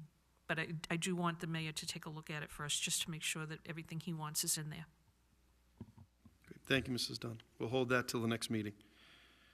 Okay, a couple still remaining items on superintendent's report. Dr. Vidal, I'll turn it back to you. Thank you, Mr. Mayor. So you'll notice on the agenda, we have the Student Advisory Council. They were scheduled to come in on March 14th, which we had rescheduled that meeting, and they were unable to come tonight. So we will bring them at a separate meeting. We'll bring them back up. We're very excited to have the students back with us. I have just 2 items left on the superintendent's report for tonight. I want to have a grants update. So the items that are on the screen here. Individually, I think you've all received some communication about this, but I just wanted to just bring up, the number of grants that we are applying for and receiving. We have an excellent partnership with DESE, and we've really been rolling out quite a bit, and really some great opportunities for our teachers and our students. The first one is a STEM National Honor Society. So we have a former Peabody High School graduate named Yanni, who has a company that he owns in the STEM field. It's in Danvers, but he wanted to give back to the students of Peabody, and so he donated $10,000 to start 4 STEM National Honor Societies at our high school, our middle school, and 2 of our elementary schools. And so we'll be piloting that, and ultimately our goal would be to have 1 in every school, but this generous donation will be able to get supplies and robotics and things like that, so we're very excited about that. So you may remember last year we participated in HQIM, so that's high quality instructional materials. There's a lot of the work that Dr. Chase and her team are doing. We were able to get an implementation grant, so not only did we adopt the materials, but in order to implement the materials, the K-5 instructional materials that we got for English Language Arts, being able to implement them, we got $172,000 for coaching for our teachers, for additional supplies, and so there's a group called TNTP, and they come and they give us professional development, they observe the classrooms, they work with the teachers, all non-evaluative, but very much coaching. And so because we've entered into this partnership with DESE and with this group, it comes with paid training for our teachers and additional support, and because we have a good relationship and we welcome them in, there's potential for significant additional funding next year as we apply for grants. So we did this process with the English Language Arts, something that we're looking to do for mathematics as well, and anytime you adopt a new curriculum, there's a lot of training that needs to go in. This is fully funded. So instead of pulling teachers out of classrooms and things like that, they would be paid to do some of that training. So we're very excited about the HQIM grant. We also applied for another one in the area of literacy. We know that a number of our students, especially our young ones, with all the missed schooling during the pandemic, really some of those early literacy skills were lacking and there were some gaps in their learning. So there's a GLEAM grant, so it's a growing literacy equity across Massachusetts. So this is a $55,000 grant that we were awarded to really roll out the process with our younger learners, as well as start to look at some of the materials we're using with 6 to 12. And then recently, we just got word from Moira Conley that we have an evidence-based practice grant. So this is all of the teaching practices that our teachers are now implementing. We just got $95,000 for the remainder of this year to begin planning to support those small group instruction and some of the co-teaching practices and inclusive practices that our teachers are doing. And this is a 3-year commitment from DESE to the city of Peabody and our teachers and students. So it's $95,000 this year and then an additional grant funding for the next 2 years that would go into professional development and more resources and coaching for our teachers. So really having people come in and developing the capacity from within so that our teachers can then become leaders. And as we onboard new teachers, we would be training our teachers to be mentors and coaches in that evidence-based practice. So we're really excited. I feel like once we started this relationship with DESE and they see that we've used their funds appropriately and that we really start to implement some of these resources, they're more likely to partner with us. And so a great relationship with Dr. Chase that she has with the people at DESE. And so some of you may know Moira Conley. She's a contact that we have at DESE, and she is the one who's running this grant, and we've worked with her before, and she's really been happy with the work of the teachers in Peabody, so very excited. And the last grant was something that Keith Bloom in the mayor's office recently applied for. So this is a partnership with the city of Peabody, with the Peabody Police Department. So Chief Griffin wrote a letter on our behalf for this grant as well, and then Mark Higgins and I have been working with them. And so this is a Stop the Violence grant. It was through the governor's office. So this is really a citywide grant, and they want to identify specific schools and then roll it out to the entire district. So we received a $60,000 grant to do a full comprehensive threat assessment at Peabody Veterans Memorial High School, and then develop a district-wide threat assessment team. So if there are any threats that come about, whether it's from students or from the community or just in general, that we can partner with our local police department and have a protocol that we would develop to be able to go through and assess those threats and respond appropriately. So there's a lot of partnerships here within the city, with our police department, with mental health providers, and so we're all working collaboratively. And I just want to give a big shout out to Keith Bloom, who, when he submitted the grant, we worked together on it, and he did a really great job submitting it, that somebody from this office reached out to him and said, hey, Haverhill Public Schools is submitting a grant. Could you help them out with their application? So we didn't know if we got the grant or not, and he said, I think that's a good sign. So, Keith did a really good job with that. And I think, given everything that's been happening, especially with the tragedy that we just had in Nashville, it's really important that we continue to keep this on the forefront. We're being proactive in Peabody. It's something we've been talking about all year long. I know that Mr. Olympio and the safety subcommittee has really done a lot of work in this area, and we'll continue to do that. So we seek out these grants, and I think it's really a testament to the partnerships that we have with the city, with the police department, and the schools. That there's a lot of great things going on. We don't always talk about that, so wanted to bring these up. I know it's a lot, but I wanted to. This is just a small snapshot of the additional funding that we're seeing coming into the city to help meet the needs of our kids and our students and our staff. So I'll pause there. I'm sure there's a lot of questions if you have anything. I know I've shared a number of this with you already, but I wanted to put it all on one slide. It's pretty powerful with the amount of money that's coming in. Great. Thank you, Dr. Vidal. Any questions on this item? Any of these grants? All right, it was good news. Thank you. Excellent. And I just have one last slide. This is really exciting. So we've been talking quite a bit about the professional development and the resources that we're bringing in for Holocaust and genocide studies, something that this committee has really supported. And so last Friday, March 24th, we had the honor of having Jack Trumpeter, who was a survivor of the Holocaust, come and speak to the Peabody Veterans Memorial High School students. Mr. Hochman was there, and Dr. Higgins and I were able to see it. And this was made possible through our partnership with Facing History and ourselves, and they were able to bring in this speaker. And Jack's about 80 years old, and it's very rare to have the opportunity to have a Holocaust survivor. And so he was born in Holland, in Amsterdam, and he was taken away from his family, and they were in hiding for 3 years during the war, and he told an incredible story. Our kids were unbelievable. They were just, fascinated with it. They stayed afterwards. They talked to him. He was great. He was funny. He was heartfelt. And one of the things that really moved me was he talked about how it took him a long time to process what he went through, and the amount of counseling he's been through, and what it's really taken as far as his entire family with mental health.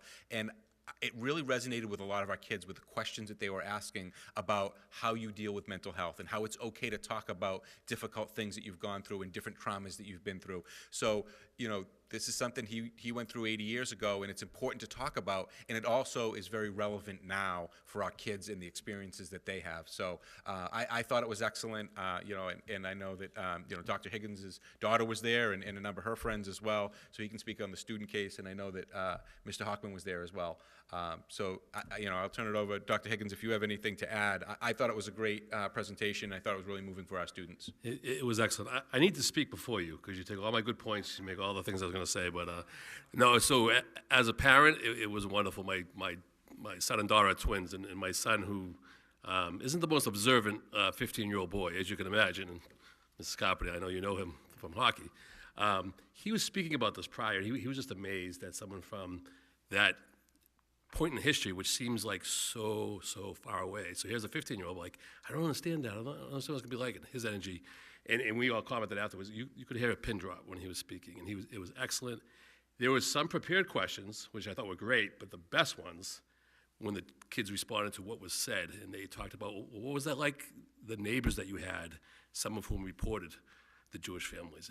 And when you spoke about the relationship with your parents, it was amazing. I had goosebumps. So as an educator and as a parent, it was great, and I thought it was wonderful. And I know a lot of my children's friends the same way. They thought it was a great learning experience. So I was thrilled to be there, and I was thrilled as to have that presented for our students. It was wonderful. So thank you, Mr. Hochman. I know you're. Yeah, thank you. I'll just add a little bit. You guys did a great job describing this. It was an interesting forum because I've heard a lot of Holocaust survivors speak, but this was the first one I heard of that wasn't in a camp. He was in hiding, and he was an infant. He was 3.5 months old when he went into hiding, and the war ended, and he was recovered by his father at 3 years old. So his memories were a little, weren't terribly clear on some of this stuff, but he knew he was in hiding. And one of the many interesting things that I learned from him was, and some of the trauma that he went through was that he thought his captive parents were his parents. And there was some trauma when his father came to retrieve him and brought him back to his home, his family, and not understanding that his natural biological parents were truly his parents. And he also talked about a cousin that he had whose parents were unfortunately killed in camps, and his mother and father took in this cousin because there was no other family left to do that. And it wasn't until he was a teenager, I think, an early teenager, that he realized that this wasn't his brother, that it was actually his cousin, because he was from 3 years old till about 11, I think it was. They lived together and they did everything together, and he thought it was his brother.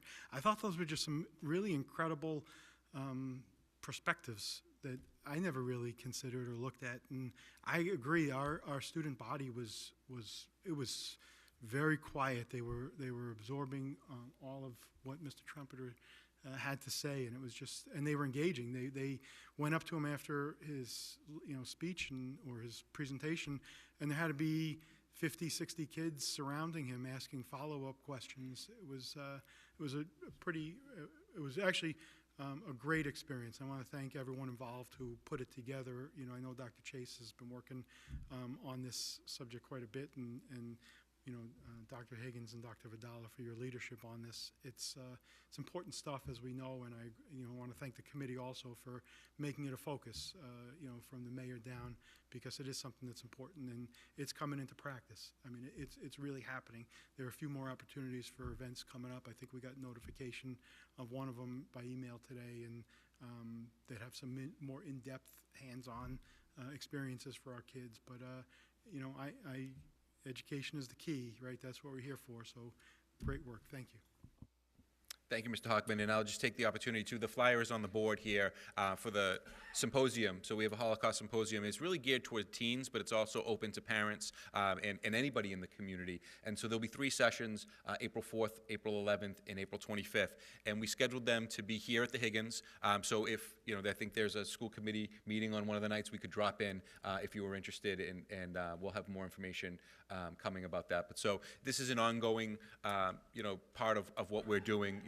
And Holocaust is a very big part of this, but also in our coursework, we're talking about other genocides as well. And I think some of our students have come from war-torn countries, and some of the atrocities that they've seen really resonated with Jack Trumpeter, and they're taking selfies with this 80-year-old man because they had this kindred experience with them. And so I just thought it was really, really moving. And so I can certainly open it up, and we could talk about this all night. But this was really a great experience, and I think that partnership that we have with Facing History, is really powerful for our students. So I'm just fortunate that we have that. If I can just add one last thing. Thank you for that, Dr. Vidala. One thing that Mr. Trumpeter said was the mantra from the Holocaust, from the Nazi Holocaust, was never again. Right? That's what people say is never again. But look how many genocides have occurred since then. And that's really the reason that we need to continue this education, is because never again, as powerful as that sounds, unfortunately hasn't resonated with all human beings. So we need to continue this education for that reason. Thank you. And so, I just add at the bottom of this, you see that the Lapham Foundation and the Cummings Foundation are sponsoring this, and they've been incredible partners as well. So I just wanted to recognize them as well. And so that concludes the superintendent's report, but happy to, if there's any other comments. Thank you, Dr. Vidala. That was great. Okay, we'll move on to the next item, is public participation. If there's anyone in the audience that would like to come forward, this is an opportunity now. Okay.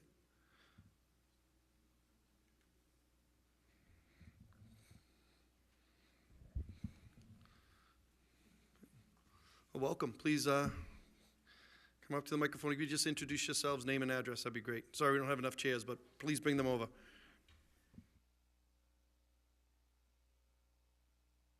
Sorry. I'm Diana Ricardo, 23 Reynolds Road, Peabody. I'm Megan Comfort, 7 Loris Road, Peabody. Lauren Grammer, 13 Irving Street, Peabody. Jody Robertson, 4 Bartlett Street, Peabody. Well, welcome. So please, yeah. So I apologize, I'm not a public speaker. This isn't my thing, but We just were representing a lot of the families at the center school. We have a lot of, we feel like there's been a lack of transparency and information regarding the center school going offline. Back on, I think it was February 15th, there was a meeting where we were communicated to that it was in dire need of repair. It was going to be going offline in the 2024-2025 school year, and would have the option to move our kids to another school this year if we chose. It was also said that there'd be committees formed and more information. We left that meeting, you know, a lot of us sad and upset because it's our kids and it's disruptive to their education and our community. And then we thought there'd be more information. And then early March, we got a Google survey about where do you want to send your kid next year? A lot of us have reached out for more information with questions we don't have answered. We get responses, but it's not with the answers that we're looking for.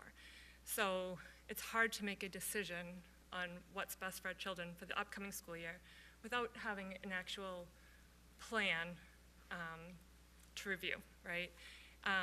So it seems like it's a very loose plan, kind of just shooting from the hip. We'll do what we did with the Welch School.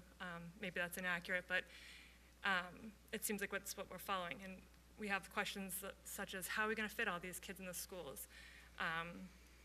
Is there going to be any effort to keep the fifth graders together? I have a third grader and a first grader, and then I'll soon have a kindergarten, and that could be impacted by this. You know, how is that all going to work? The logistics seems like a nightmare, right? I'm sure, to figure all that out. What's going to happen if we choose to move our child this year and then the work doesn't happen that year? Do we move them for no reason? I'm trying to think of all my questions. I left my paper back over there. You know, are there any other options being explored? We were also told, you know, we might look for other spaces, or maybe there's other things we can do. From the conversations I've had, it seems like that's no longer on the table.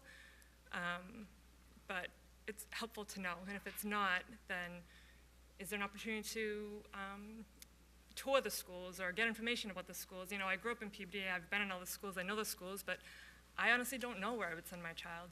Obviously, location is a big factor, and who we have to, thank you, who we have to, I'm already rambling as it is, but, you know, our situations on getting children to and from school and after school activities, there's just a lot of consideration, and I know it weighs on me and a lot of other parents, and we just don't know what to do. So I guess we're just looking for More answers. Yeah, more information to help us with that decision. If there are other options being looked at, I think would be really thrilled to hear that, to try to keep the school community together, because we do appreciate the fact that, you know, Mayor, you mentioned that you want to keep the elementary schools in the communities like they are, and we love that and we appreciate that, but it is going to be a disruption to our community. And it's just a tough decision. You know, it's not like helping decide if your kid's going to go to college, what college are they going to go to, or, you know, move into a new town, do we send them to the private school or the public school? Like, this is like a whole different type of a decision to make. And a lot of us are just struggling with it and hoping that you'll help us navigate through this. And I don't know if anybody else wants to say anything. You know, our big thing is we're at the point now where we don't know what to do next year. And I know a lot of families are at the exact same point. So even our kids are saying, Mom and Dad, like, where are we going to school next year? And we don't have that answer. We don't have an answer. Well, thank you. Yeah, well, thank you for being here. This is important. I know I've spoke to a couple of you, and I've received, I know Dr. Vidala as well, I've personally talked to a number of center school parents and with very similar questions, so you're right on. What was important to me at the time, once we had made the decision, and it all happened very quickly, in terms of getting the information out, because once we determined as a group that we needed to do some significant work at the center, we met with Eric Blake, and he's the president of the Peabody Teachers Union, because we wanted them to be a part of the discussions from the very beginning. But we wanted to get the information out to you as quickly as we can so you could start thinking about these, because these are not easy questions. You know, all of us have had issues, and I'm telling you right now, I'm looking at colleges for my older one, and it is not fun at all dealing with some of that. That is his own stress. But we wanted to get the information out so you could start thinking and start maybe looking and researching this. We need to get you more information, which is true. What I can do is we'll set up another meeting in April. We'll have a community meeting to give you what we do know. Right now, I can tell you that we are just collecting estimates and quotes for all the work that needs to be done. That's kind of been the focus because I want to get it to the council as quickly as we can, and I'm targeting the spring because the lead time to order a lot of the equipment is, in some cases, a year. So that's kind of the focus for me, as well as looking at some other locations. I can tell you right now, I have a tour coming up, Dr. Vidal and I and a couple members of the city with some space in the city that are not school space, to look at some other options to present to you. So I don't want to give false hope in terms, but we are looking at every option on this. Certainly within the school system that we have, our buildings, but also outside the school. Because I'm very sensitive, as I mentioned, all of us are, we're all parents, that I'm very sensitive to this, because this is disruptive, and we've already gone through enough disruption over the last 2 or 3 years. So I'm hoping that we should have some more information for you shortly, and we'll coordinate a meeting to get the group back together. And the one mistake, or a mistake I made, is we should have videoed that forum to have that for everybody, because I know a number of people weren't able to come. So next time we will do that. And Megan, you I think maybe mentioned, you were right on that. We'll do that next time, because that was important, should have been done. But hang with us where we can meet with you individually in groups. I'm ready to meet at any time. I just had a discussion before the meeting with a number of the center school teachers to go through some things as well. They had a couple of questions, and certainly it's disruptive on their end as well. I think we can do this. It's not going to be perfect. There's going to be some bumps in the road here, but I think we can do it where you have options, and there's going to be, I think, well, we're going to try to make it as smooth as we can. I don't want to say it's not going to be easy. It's going to be easy because it's not going to be. We do have, and I don't want to keep harping on this because the Welch School is certainly different than the center school, but we do have some experience. And we had, I don't know, half a dozen community neighborhood meetings with the Welch before actually anything happened. So we're going to have another one shortly. I'm glad you're here because that made me want to do that all the more quicker. But I am going to be going to the council this spring asking for significant funding for this, and we're just waiting for a few remaining quotes in order to do that work. And we're hoping that we can do some of the work this summer to lessen the impact and to make sure we stick to that timeline, because that's important too. But we want you to have options. I can tell you that there's been a number of Welch School families that left, went to other schools, and that's where they're staying. And others that want to just come back and be a part of the Welch School again, and they're going to have those options. I was just speaking to a dad about that very thing, because these are personal decisions that all of you have to make, and I want to try as best we can to keep grades together. So that's going to be a focus. Sorry, I'm not giving exactly specifics, but I think I can have more specifics for you in the next, maybe month or so as those quotes come in, and I can give you timelines as to when we're going to be asking for funding from the council for this, and specifically what's going to be done and all that type of stuff. But I know I've met personally with a number of Welch School families over these very things, and I'm happy to meet with, and I know Dr. Vidal has probably met with more than I have. So yeah, and the only thing I would add is this is very personal. And so I think, unfortunately, this isn't the forum to make a decision, but I would certainly, I know I have a meeting scheduled with you, Diana, and I'm happy to meet with everybody individually. I met with a center school family today, I met with one yesterday, and we'll continue to meet. I think that right now, we're really trying to space this out and say, the center school is going to be open next year. But before April 15th, we want to meet with everybody who might want to consider going somewhere else next year. The center is still an option next year. So we want to have all of our students by May 1st of this year know where they're going to school next year, whether it's the center school or whether you make a decision for your family that is something different. And we're happy to talk about your options individually and figure out collectively what makes the most sense. So I'm happy to meet with each one of you individually and talk about, what's your situation, how many students do you have, and what grades are they in, and what makes sense, where you live in proximity to another school, if that's what you want to choose. If you want to go to the center school next year, which we're encouraging families to stay with the center school if that makes sense for them, and then the following year we'll have more options. And so right now we're really focused on the people that feel like they need to move next year, and to find those opportunities so they have a definitive answer for what they're doing next year. And for the remainder of the families that will be returning to the center school, we're going to provide the best education possible within that environment. And then early next fall, we'll talk about all the options that we'll have for the following year. So you'll have plenty of time. We know that we can work out the logistics on this, and we'll have a spot for everybody, and we'll have a lot of great options. So it's not easy, but we really want to take this 1 year at a time. And so right now, we're focused on where do you want your child to go to school in August, and how can we help you to make that decision. So happy to meet with everybody individually, and I know I already have something on the books with you, but happy to meet with the other three of you, whenever it's convenient for you. Can I just ask a follow-up? Sure. Making a decision by April 15th, May 1st, whatever it is, I think every parent that I've spoken to, because we don't have any other information, that we're afraid to make the decision, and if we stay at center next year, will we potentially get shut out of the school that we choose for the following year? No. And I think this is why it's very individual. And I think that's why we have to have meetings and talk about your situation and exactly what it is. But we can't make, broad decisions on, on an open floor about all 440 students, right? So I think what's really important is that we have an individual meeting and talk about what works for you, but nobody's going to get shut out.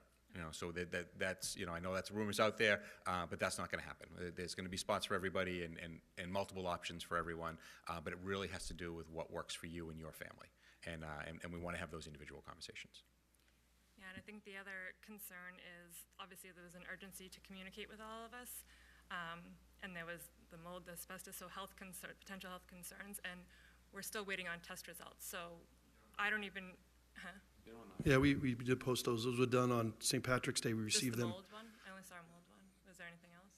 It was full, it was the full mold, but it was air quality and mold testing for the full school. Before, we did one just for that one classroom in that area, but we did one St. Patrick's Day, and we just got the report last week, and I thought we posted it right away. So, yeah, it is air quality and mold for the whole school.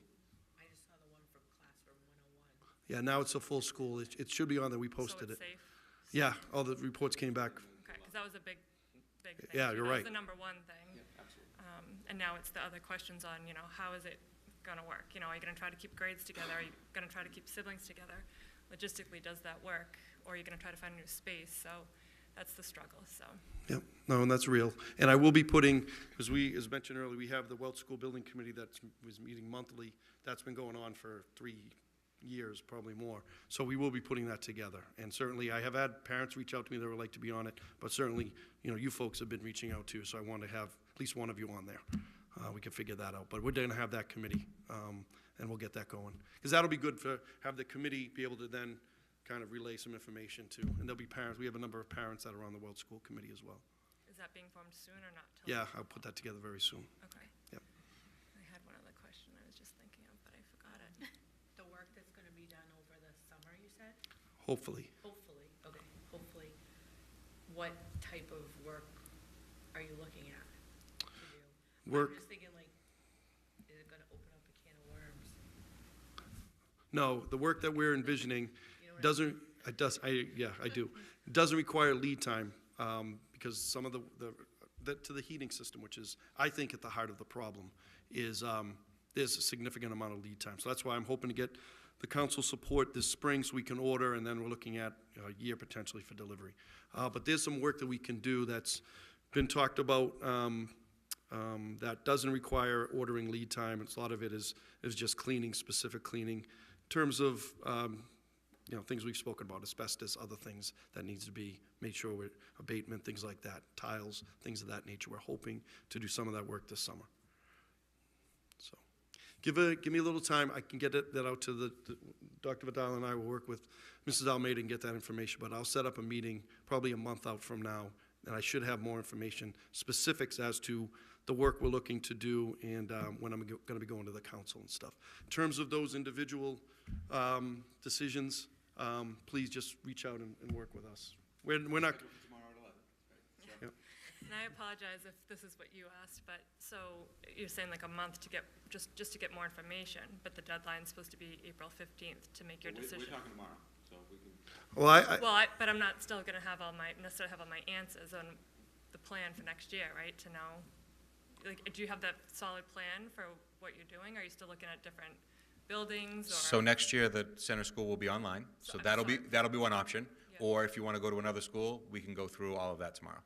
Yeah, but I guess our point is, unless we know the plan for the 2024, like, that might impact my decision, right? Do I get my son, if you're gonna just have everybody go to different schools, right, and they're not gonna have a chance to stay together, I might move them to a school this year to get them acclimated and have them have a 4th and 5th grade year, right? Or if you're going to potentially try to keep the 5th graders together at a school, if there's a space, I might wanna leave them at center this year and then have them together with 5th graders, if that's a potential option. If you're And looking this at- is a very individual conversation, so I mean, I'm happy to have it with you. This honestly isn't the best forum for it, to be doing it in a public forum, but these are very individual conversations, and so I want to have individual conversations with what exactly, your issue is, and then, everybody should make their own decisions with what works for their family. But next year, the center school will be online, so that will be an option for you to stay at the center school. But if it doesn't work out, I think, again, in this forum, it doesn't make sense to talk about, individual students and exactly what your situation is. So Yeah, that's more, I mean, I know we have a meeting scheduled tomorrow at 11, so I'm happy to do that. But I also would like to schedule meetings with you all as well. I understand that. I guess my point was, is it's, a lot of us are struggling to make that decision, even with talking with you, because we don't know the plan. And if you don't know the plan, it's really hard to decide what you want to do for next year. So that's just the point that a lot of us, the families, are struggling with, so. But we'll talk tomorrow, and hopefully we'll have more information soon. And I will not have a final definitive plan for you by, in a month, because, but, I want to explore every single option that I can provide. So that's why we are looking outside the buildings themselves. I think Dr. Vidal and his team know where, potential locations that students can go and where there's going to be classroom space and all that type of stuff. And he's going to figure that out, working with everybody on that. But in terms of the work that's being done and in terms of potential alternative locations to schools, I should have a lot of information a month from now, but I won't have it fully worked out. Right, so I guess my question there was, is there going to be an extension? Like, say, we don't get the information a month from now. Is that April 15th the absolute deadline to decide for next year? Or is there going to be a little leeway there until we can get the information? Again, I mean, honestly, next year, the center school is going to be online.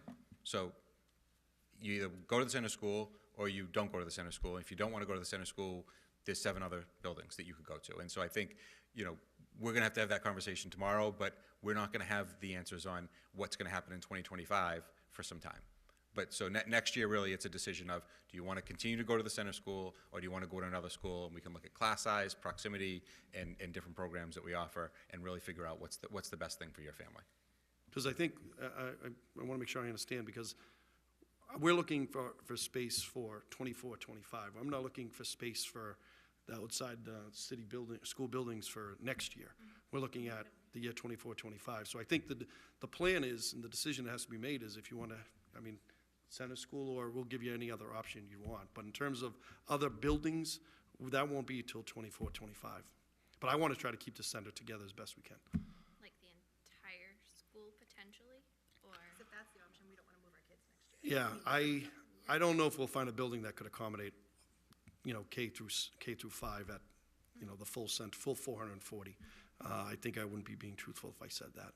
But we're hopeful that we can keep grades and maybe multiple grades together. Okay. Thank you. All right. I'm sorry, and you're asking all the right questions. So we'll get some more information to you. We'll set something up later in April, and then also I'll get that building committee together. Okay? Thank you. Thank you. Thank you.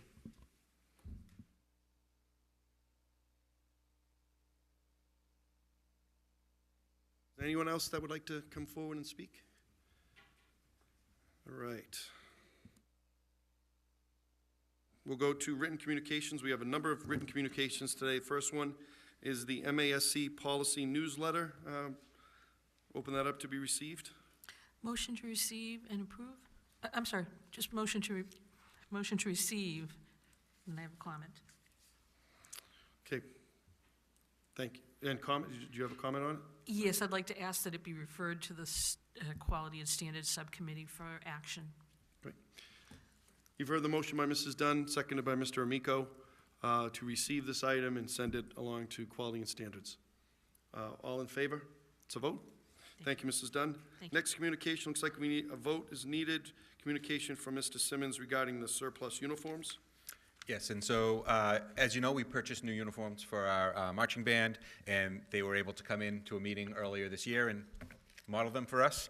They look great, so Mr. Simmons would like to declare them as surplus, and there's a buyback option with the vendor. So they were able to send it back and then refurbish those uniforms or donate them. Motion to follow recommendation of the superintendent. Thank you, Mrs. Carpenter. You've heard the motion, seconded by Mr. Hockman. All in, on the motion, Mrs. Dunn. One request. Could you ask Mr. Simmons if it would be possible to donate one uniform to the Historical Society? They have a collection of band uniforms. 100 years from now, that polyester will be an antique. That's a wonderful idea. Yes, we will do that. Thank you. So amended. You've heard the motion, amended motion by Mrs. Carpenter, seconded by Mr. Hockman. All in favor? That's a vote. Thank you. Item C, Center Elementary gift donation form regarding Subaru Adopt a Classroom. Also a vote needed for this item. Yes, we'd just Motion be, to accept with yep, looking gratitude. to accept with gratitude. Thank you, Ms. Carpenter. Yep. Okay, motion by Mrs. Carpenter, seconded by Mr. Amico. All in favor? That's a vote. Next item is the field trip DECA to Orlando. A vote needed on this as well. Are they going to Disney? Yeah, they go into Orlando. Motion to let Mrs. Carpenter chaperone. We do have a detailed explanation of where they're going on Friday, April 21st, 22nd, and 23rd. And so they do have a great opportunity here for the students, and it's part of that great DECA program that we have with Mr. Lenny Brand and the wonderful students that have presented earlier. So this is a national competition that our students have qualified for. And this looks amazing. And I do see, though, DECA night at Universal Orlando, so I think they're going to be good. Yep. This agenda, or this is pretty amazing. Okay. Motion made by Mrs. Carpenter, seconded by Mr. Olympio. All in favor? That's a vote. And also, two other communications from the Office of the Governor regarding the STOP grant that Dr. Vidala spoke about earlier, and a communication from the Executive Office of Public Safety and Security regarding that same STOP grant. Motion to receive. Motion to receive. Thank you. You've heard the motion by Mrs. Dunn, seconded by Mr. Swanson. All in favor? That's a vote.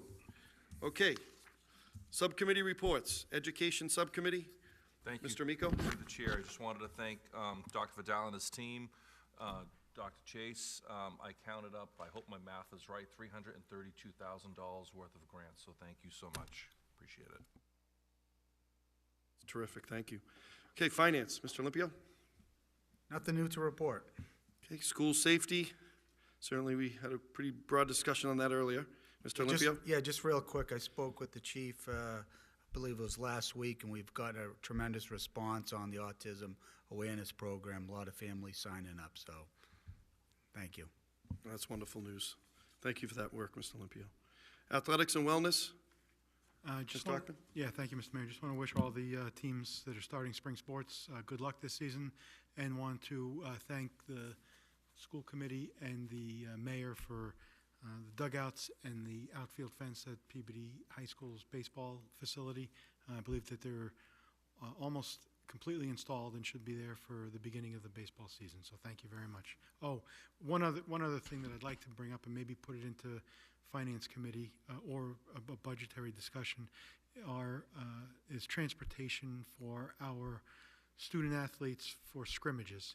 I think it's kind of in flux right now. I'm not sure that there's any policy on that or any protocol, but perhaps we can take that up at a later meeting if we can put it on an agenda, whether it be in a subcommittee or in a budget meeting. Thank you, Mr. Hockman. On that item, Mr. Amico? Just to add to Mr. Hockman's, I just wanted to thank the athletic director, Coach D, for all the work he does, going from winter sports into spring, and just great work there. And we have some great kids, some great student athletes. So I just wanted to thank him and his staff and all the coaches for all they do. Thank you. Well said, Mr. Amico. Thank you. Okay, quality and standards. Mrs. Dunn? Thank you, Mr. Chairman. We had a Quality and Standards Subcommittee meeting this evening prior to our school committee meeting, and at that point, we spoke about continuing working with the high school librarian, with Ms. Pease, on her assistance with library policies to upgrade them to the national standards. Also, we were anticipating the materials that were in tonight's package from MASC. So we just mapped out very quickly a plan to go through all of those policies to make sure that our policy manual is updated and in conformance with some of those new policies that have been sent, some that have been removed. So we're going to do that. We'll be doing that through some online emails, and we will probably have a scheduled meeting of the Quality and Standards Subcommittee prior to the next school committee meeting. Thank you, Mrs. Dunn. Okay, parent and student advisory boards, Mrs. Dunn? Tentative Parent Advisory Board meeting scheduled for Monday, April 10th. Great, thank you. Building and grounds? Thank you. I'm going to use this committee report as an opportunity to promote a few Peabody Ed Foundation events. Peabody Ed Foundation is having a major fundraiser, a Kentucky Derby fundraiser on Saturday, May 13th. It's the week after the Kentucky Derby, but it's going to be held at the Black Box Theater, and there's going to be prizes, I believe, from what I understand, for the best hats and the best costumes, and it's supposed to be a fun event with races being simulcast at the Black Box, and there's some sort of wagering going on. The Peabody Ed Foundation is looking for corporate sponsors and people that want to purchase tables or tickets, and the tables of 10 are being sold as well. So if anyone that's interested in this, if you can reach out to, I think Mary Bellavance over at Grayvock is the point person on this. It's going to be a great event, and I would hope that there's community-wide support for the Peabody Ed Foundation with all that they do for our school district and our educators. And in that vein, this is a plea to the educators in the school district to please submit grant applications for the Peabody Ed Foundation. We find that we get repeated applications from teachers who have previously introduced grant applications, and we'd like to broaden the scope of that. So if that's at all possible, it's something that we're hoping for. And one last thing with the Peabody Ed Foundation is there is a job fair, career fair, excuse me, that is going to be held at Peabody Veterans Memorial High School, sponsored by the Peabody Education Foundation on Thursday, April 13th. So I just want to thank everybody involved at the high school level and at the Peabody Ed Foundation level for putting this together once again. It's an important event for our students to see opportunities that are available to them, and thank also the members of the community that volunteer or donate their time that come into the high school to show our students what they do for employment and what opportunities are available. Thank you. Building and grounds, I think we're going to set up a meeting shortly because we have some work that we need to follow up on, but thank you all for listening. Thank you, Mr. Hockman. Special Education Parent Advisory Board, Mr. Olympio. I'll be scheduling something for after April 18th. Okay, thank you.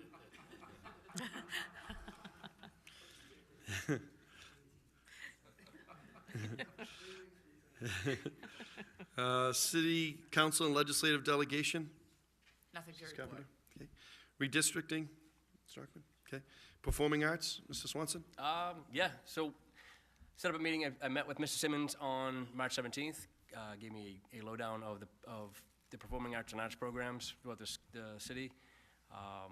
Gonna have some conversations at budget time about some of his needs. There's a lot going on, a lot that our teachers and our educators do to support it throughout elementary school and the high school and the middle school. Big news is that our Stage 1 Performing Arts program has moved to 3 rounds of the Drama Fest, the Mass Drama Fest, and they are going to the finals this week in Boston at the John Hancock Theater. If you have not taken the time to see this Yerma play that they put on, you won't recognize our students, you won't recognize, it is something entirely different from what they put on when they perform at Peabody High School. My wife and I took the time and attended it. It was phenomenal. This is going to be the third round, I believe. They actually changed it since they've put on a dress rehearsal at the high school. It's become more powerful, and it's a phenomenal performance. So if you have the time, please take the chance to go to Boston. So we wish them good luck.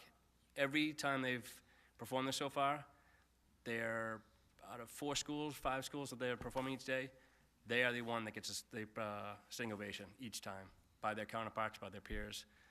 We're winning awards for acting. We're winning awards for lighting. We're winning sound. So a little bit of pride as I've watched these kids grow up for there. And then the rest of the performing arts are preparing for their spring concerts throughout the rest of this year. So coming into the spring. And then, Mr. Mayor, I appreciate your help with the Smith Barn and moving forward for the jazz. An evening of jazz will be coming up at the Smith Barn, hopefully, in April, which will be the middle school and high school jazz bands performing for the community. So give you more information on that, and hope you all can attend. Okay, that's Thank you. terrific. Thank you, Mr. Swanson. That's great. Okay.